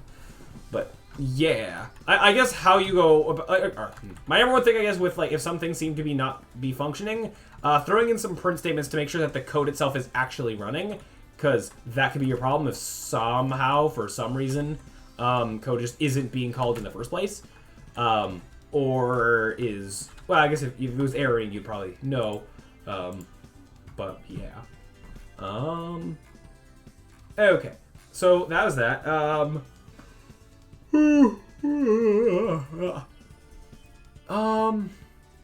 Yeah. There is also, actually, I don't know if you noticed that streams, but when you call coroutines, there is some special syntax that it's supposed to have. You might be familiar with this, but if I can just find an example of... I'm sure I have a coroutine somewhere. Yeah, with a coroutine, with this yield stuff, you have IEnumerate at the front of it, and then when you actually call the coroutine, you go... it's start coroutine and then the name of the function. I'm sure I have an example somewhere around here. Well, somewhere, but yeah, I don't know if that's helpful at all or if it's stuff you already knew. Anyways, okay, looks like we got cool camera stuff, just that's how I want it to be. So yeah, awesome. One quick little thing I'm gonna do is I noticed that in here. Oh, lots of things. Main camera. I would just like this to be a little bit, like this to be above, for no other reason than it can. Am I fine to apply this? Yes. Yes. Okay. Just making sure. I'm like, I'm not gonna be making a mistake here, right? Yeah. Oh, here. In this, in this. Yeah, you're. No, yeah, get that. Thank you. Okay. Are you fine? Yeah. Buffer during explanation. Oh, you missed the thing I said a moment ago.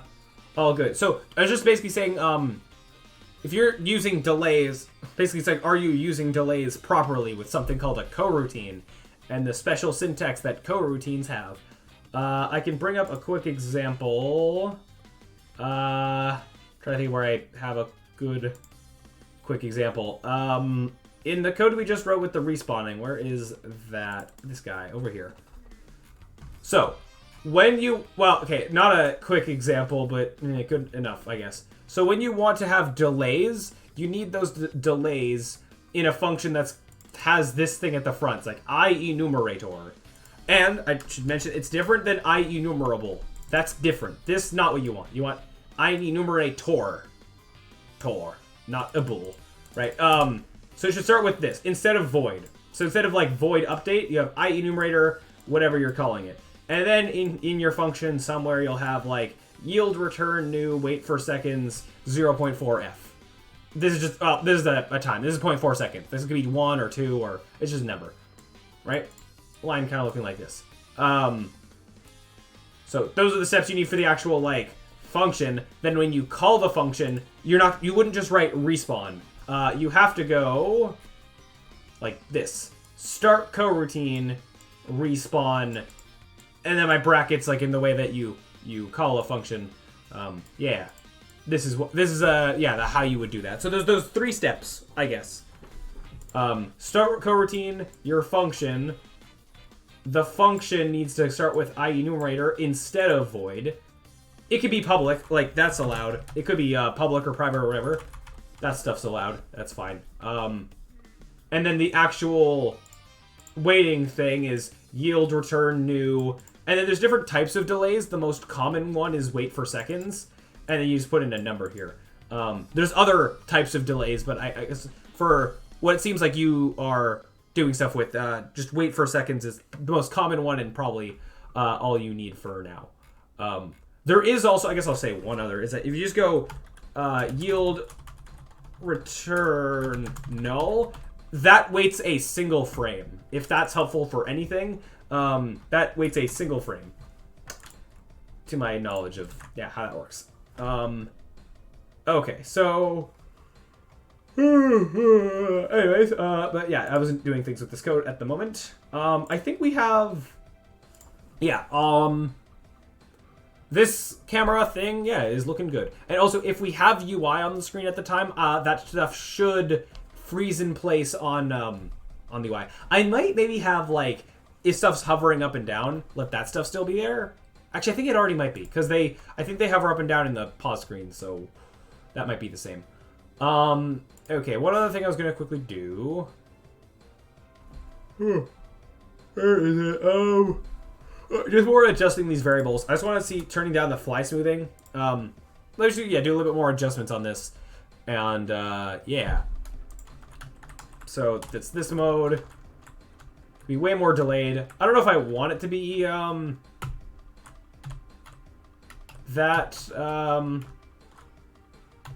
kind of do. I kind of like it, I think. The extra, how long it takes to kind of slow down. I kind of like it. For what this is, this, like, drone flying around thing.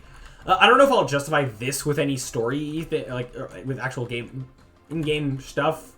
Maybe not. It'll probably just be like, oh, if you press this button to have a good overview of what's going on around you. I don't know.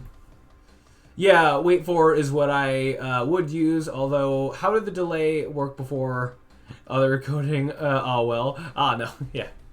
Yeah, sometimes, you might have some things working and then your code gets really complicated and then something breaks and it's like, how did this happen? But, that's just how it be. Okay. And also max camera speed. I guess I'm fine with this for now. I think, okay, yeah, so 25 and 5. I think this is the kind of thing I would readdress. Wait, you didn't, I changed the prefab, so you actually stayed. Interesting how that works. Yeah. Let me just apply all of the prefab things here. Hold on here. Blah, and blah, and blah, and blah. Okay. Yes. Wait. Why are you... Oh, it's because of that. Okay, you're fine. You're fine. You're good. This is all good. Okay. Woo! Yeah, that's working. Awesome. I guess I can quickly double check that this stuff's gonna work if I go to another scene. You know, it should, but I guess I can be sure. So it's like, oh, yeah, I gotta get over somewhere. Ah, where am I going? Oh, it's a maze. Bam. Look around. Woo. We still don't have collision. And I don't know what we're gonna do about that necessarily, because we're doing this with the game being frozen, implementing collision is gonna be really hard. But hopefully it'll be fine. Hopefully we can, yeah, find a way to do it. Oh. I try to say that by tapping it, I'm kind of actually maybe moving forward more than I would like to. Okay, maybe actually I readjust the smoothing. Just maybe bump it up the tiniest bit. Over here, over here. Hold on. Blah, blah, blah. Wait, no, you're not that. You're here. Fly smoothing, 10 was kind of, let's go 7. I guess. It's probably fine. Okay. See how this is. And then, yeah, I think I'll be probably happy with this. Okay, so blah. Okay. Yeah, cool. And I think I'm also fine with when you go back, it just snaps right back for now anyway. Could make it fancier later on. But I think with that kind of thing, I'm going to wait until maybe we have more level stuff going on and I can get a better idea of kind of what that sort of looks like in a proper level kind of environment, right? So, yeah, we'll see. Oh, also some funky stuff happening there, but that's fine. This is just, this model here is all a temporary debugging kind of deal. Yeah, we also have respawning. That's working fine. Huzzah! Yeah. Uh-huh. Very cool. Woo. Oh, and yeah, I paused while we were falling. That I can do. I shouldn't be able to do that when we're mid transition curtaining. I was able to activate it mid the curtain, and then the curtain wouldn't open as a result. This is a funny name my friend used. Lord of Light, the Sun, Death, the Moon. Figure of champ player, Goose that undead, a duck. Great. Awesome. Yeah. Why figure of champ? Where does that come from? Oh, then champion or something. I don't know. Okay, so what am I trying to do? I need to look at I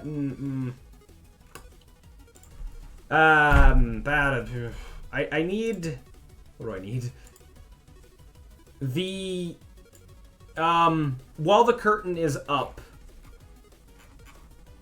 Trying to think of the best way to do this.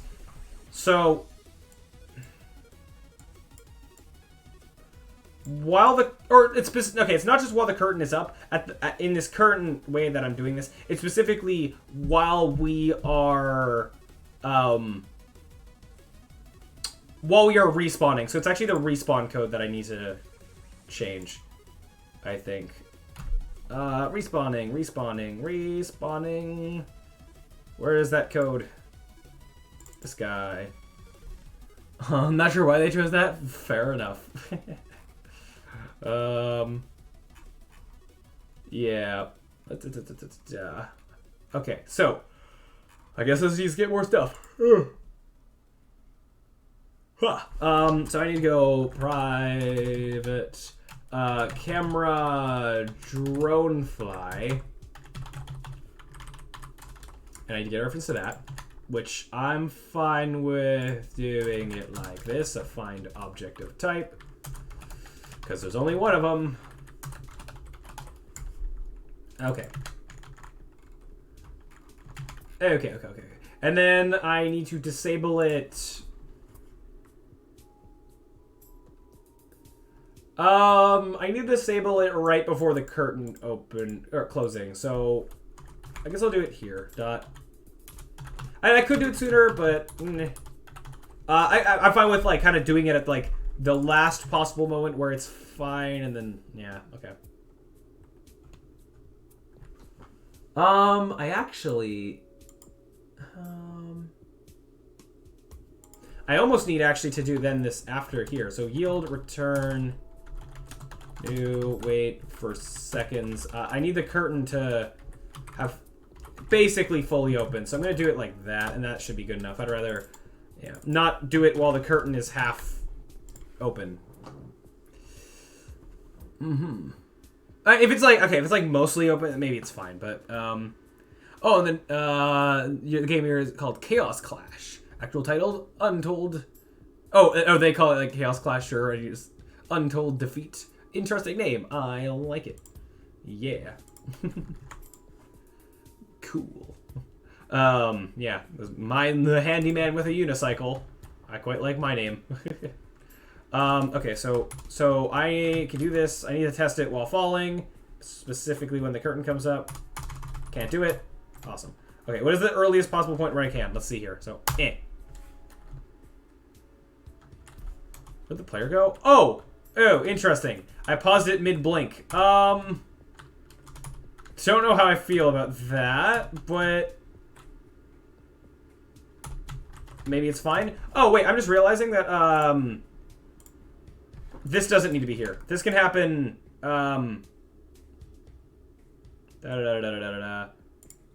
let's say, just in here anywhere, because the curtain opening isn't affected by things being frozen. So if we start the camera drone thing, we're going to be able to, it'll continue opening anyways, so that's actually fine and not a problem. Oh, I bumped my mic at some point. Let me just move that. Okay. Cool. Yeah, so now I can fall, do this, woo, do this, and yeah, totally fine. Woo. Now, I'll have to address, like, if I want to be spawning the player slightly in the air like this, maybe I'd rather spawn them, like, perfectly on the ground. Whatever. It's fine for now. Okay, next thing I wanted to... One last little thing is, if I'm pressing the button... Oh, no. Okay, right. When we're paused, we shouldn't be allowed to toggle. So, let's make that a thing.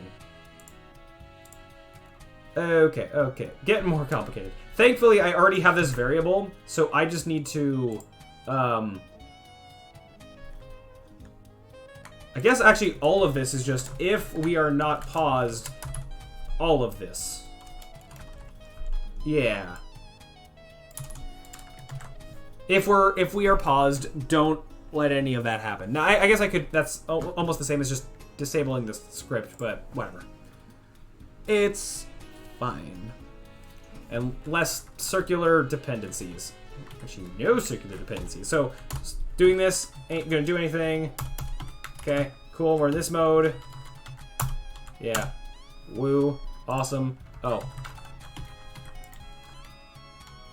I'm just realizing that... Wait, how did that happen? Hold on here. So, I know... Yeah, right now I'm frozen. I know that the restart code is old. It's not fully functional. Why did this not run? Oh, right, this code isn't... Wait. I don't remember. Whatever, I don't care about that right now because I'm going to be completely rewriting the restarting anyways at some point, so I'm not too worried about that at the moment.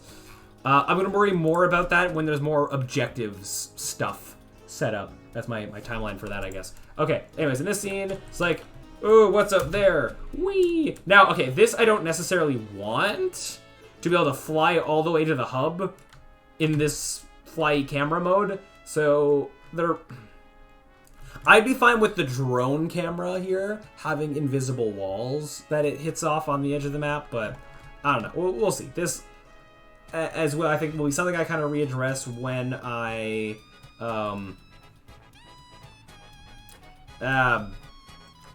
I'll readdress as I when I start to make real levels or something like that. Especially once like the hub world itself starts fleshing itself out. Like maybe I am fine with seeing it like from afar, or whatever. But I don't know. We'll see. And if it really is a problem, I could easily fix this by just setting a max range on like the camera can only go like 10 units away from the player. But yeah, we'll see. Because I do know one thing that is actually a thing.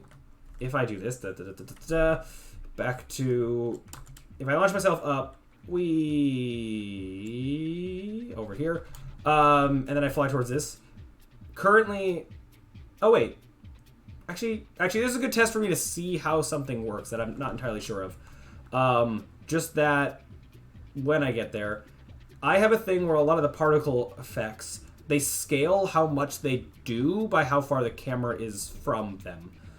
So when the camera's that far away, when I paused it, yeah, see like electric floor here, no particles. The fire is going, which I guess that's fine. Not sure if it's supposed to be, but yeah, it's fine, I guess.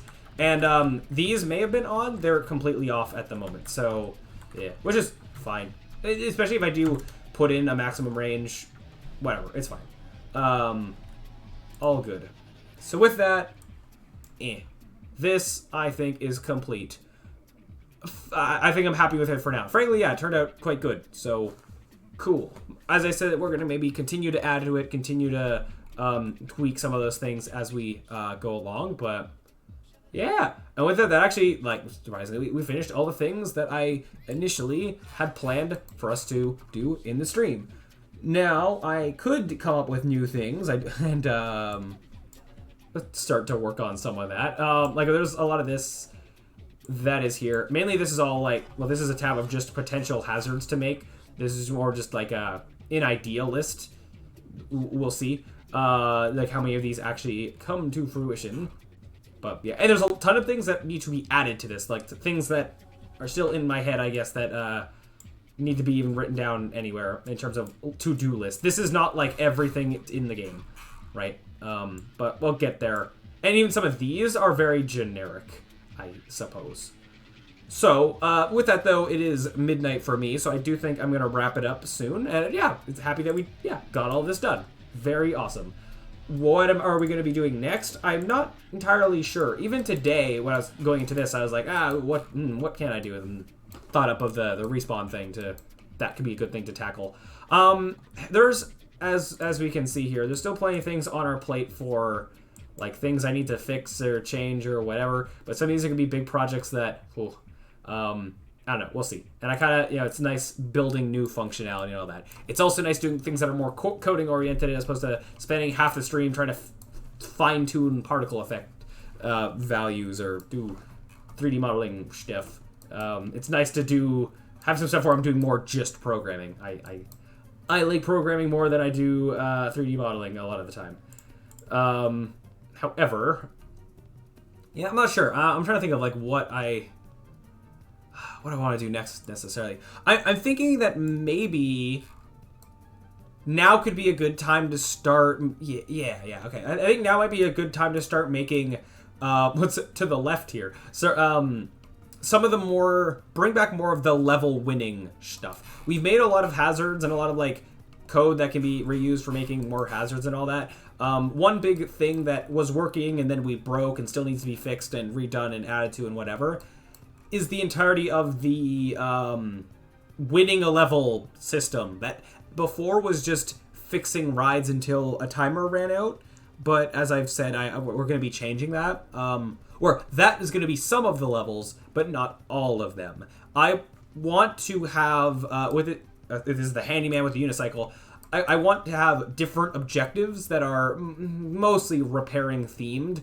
But like what that actually means, I think would be cool to be different for different levels. Not necessarily completely different, but like like subtly different to a degree. Some might be more different than others, and then might also stack some objectives for some levels, which could be cool and interesting. So I think we might start making some of that being a thing. I also, in terms of, so this was a ride to repair, to not fail the level and all that. I did want to introduce some optional things to repair, where let's say we had, let me use paint to just give my example here.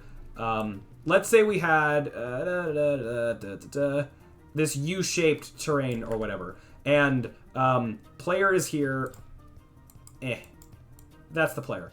And then they need to get over here for some reason, right? Normally, yeah, you gotta ride around here, right? As normal levels might do. But let's say we had a level where, let's say actually this distance is like way longer. This huge going all the way around to get to here, right? Well, it'd be cool if there was like basically, if this was like a wall or something, or some kind of obstacle in the way. It makes like a bunch of rocks or whatever, and you have the ability to repair things or interact with things. It'd be cool if this had like a repair circle, that how much it's repaired. I can't draw this, but I just mean this circle, but not made in paint in 2 seconds, right? Like this kind of health bar kind of deal, where you can spend some time to repair this, or depending on the context, that you're either repairing it or you're breaking it to like basically get rid of the obstacle. To then have it actually like go away, and now suddenly this is a shortcut to get over here for the rest of the level. I thought that could be cool to introduce some optional repairing things. Now, you can't just go and necessarily repair this all at once, because you're fighting against the clock to go do other things. So you might like come by, repair this at like halfway, and then run off and go do other stuff, and then you come back, repair it a little bit more, run off, do other stuff, come back, repair it the rest of the way, and now you can go through here. I thought that would be really cool to have. And this could be both like blocking wall kind of things. It could be, here's some moving platforms that are stationary, you repair some generator thing, and now the moving platforms move. Or like something like that. Or maybe it even could just make a path easier. Like here's I'm actually just thought of this just now, is that like you have these electric hazards, right? What if there's something far off like on the other side of the level that you could repair that would like make these not be hazards anymore or something, or make it like easier, right? Like maybe it's like now they're moving half the speed, or some of them deactivate so that it's like easier, or like how this is like 2 going across and this is 1 going across, kind of. If it changed like that somehow, that could be interesting to like make a hazard be a little bit easier, but you have to put in the time to repair the thing. Yeah, I think that could be neat. Or even some of these optional repairing things that they don't make you beat the level necessarily. They could progress you towards, like for some levels, they could be mandatory, where it's like, the level is, drawing things, you have to get here to repair a thing here, and you beat the level. But here's obstacle that you have to like interact with, do the repairing thing in order to break down, and there's rows of those. Like that could be a type of level, for example, where then in some, like this could be breaking down obstacles as a means of like a shortcut or whatever, but in some things it could actually be more optional or more necessary. And even then, like this could be a shortcut, but to get the best rank or the best score or whatever, if I'm doing score stuff, which I don't even know if that's gonna happen, it might be optimal to break down the thing so that you have the shortcut and yada yada. Anyways, enough rambling. That's just ways of how I might take the repairing mechanic and do a lot more with it than we currently have. The main thing that I do want is with the old system for how beating a level was going to work. Each level was going to be the exact same duration of time, because basically all you were doing was you get dropped into a level and you just have to survive. You have to repair stuff, not have enough things break until timer runs out. That means that every level is the same length because you're just lasting out the timer. An example of such a thing, of a similar thing, would be the game Overcooked, where each level is the same length regardless of how good you are at the game, unless you fail, of course. I would kind of prefer if your skill could actually affect the length of the level, even if it's not by a lot, but I'd prefer that. So I kind of want to change the way that the objectives are done it doesn't have to necessarily be for every level. Maybe some levels do have a fixed time, but at least most of them, if you're fast, if you're good at game, you beat level faster. I think that just makes the game more replayable and good for speedrunning. But even just not like speedrunning aside, I think the game would be more enjoyable if, yeah, you're progressing to an end rather than always just lasting out a timer. Now, with some things, I think could be interesting to like a level where you have a bunch of things to repair and whatever, but then you have like objectives of like, you know, last 5 minutes, I don't know, 5 minutes, last 2 minutes without any of these things breaking. And that's one objective that you have to complete. But then you have other objectives where it's like, I don't know, repair 5 of these special things that they're not like decreasing in health. You just have to like repair these things. And then, I don't know, it could be, maybe like one objective could be a collectible type thing where it's just like get like the 10 things around the level. And it's like once you've beaten all of these, then you've won. Then you win the level. So in this case, actually, hold on. I can't draw a clock. I don't know. 12, 6, whatever. This is a clock. Pretend that's a clock. You have like arrows. Whatever. It's fine. So you have multiple objectives. You beat them all. You beat the level. One of them could be time-based. And then it could be just... Then in that case, it'd be more a matter of like, once you've done this thing, you have to do these things if you're slow. But if you're fast enough and you're able to do these things while doing these things, then once this timer runs out, then bam, level 1. So that would be cool, I think. Another, because then more varying level length. As well, though, I think this type of objective that is last until the time is up for to fix all the rides, I'd modify that a little bit to also have a bit more changing of length where I think that a timer like this, it's like 2 minutes of rides breaking that you have to fix. Once the timer is up, that doesn't mark that objective as complete. It's then rides stop breaking. New rides don't stop breaking, but the ones that are already in the middle of breaking, you still have to fix those. So that adds a little bit of time afterwards that is more variable of like, how fast can you fix those remaining rides? Or if, you know, you happen to have them all fixed, then that's good. But that wouldn't potentially wouldn't happen. Anyway, stuff like that, stuff I've been thinking about how I want to modify basically the whole level winning and losing and all that kind of stuff. Where did my mouse go? Mouse, excuse me. There we go. Hey, excuse me, I don't know why. Oh, it's just, okay, but it's fine. Yeah, so these are ideas I've been messing around with, and maybe we'll start to implement some of this stuff. I have some ideas generally for objective things, so we could start to build some of those examples, hopefully in ways where the code is generic enough where they can be applied to multiple situations. Like one example I've brought up a few times, but I'll bring it up again. We have the repairing rides, right? So if we have that system to be able to repair rides, one level could be like you're on a submarine and then there's like leaks everywhere and you gotta fix all the leaks and then you don't have the submarine explode, I guess. But rather than new leaks starting, like that could be a thing where you go into the level, there's like 10 leaks, 10 health bar things that are all starting to decrease, and then you gotta get all of them back to full before any of them get to empty. So that's a slight spin on new things breaking. Now, I guess in that scenario, I could have like new leaks starting to form or whatever, but maybe not a great example, but I'm saying that as an example of a different way of using the general rides be breaking and you gotta fix them. So as an example, and I'm sure that there's more stuff that we could come up with, especially also as we mix and match different objectives. I think that could just lead to interesting, more unique levels, basically.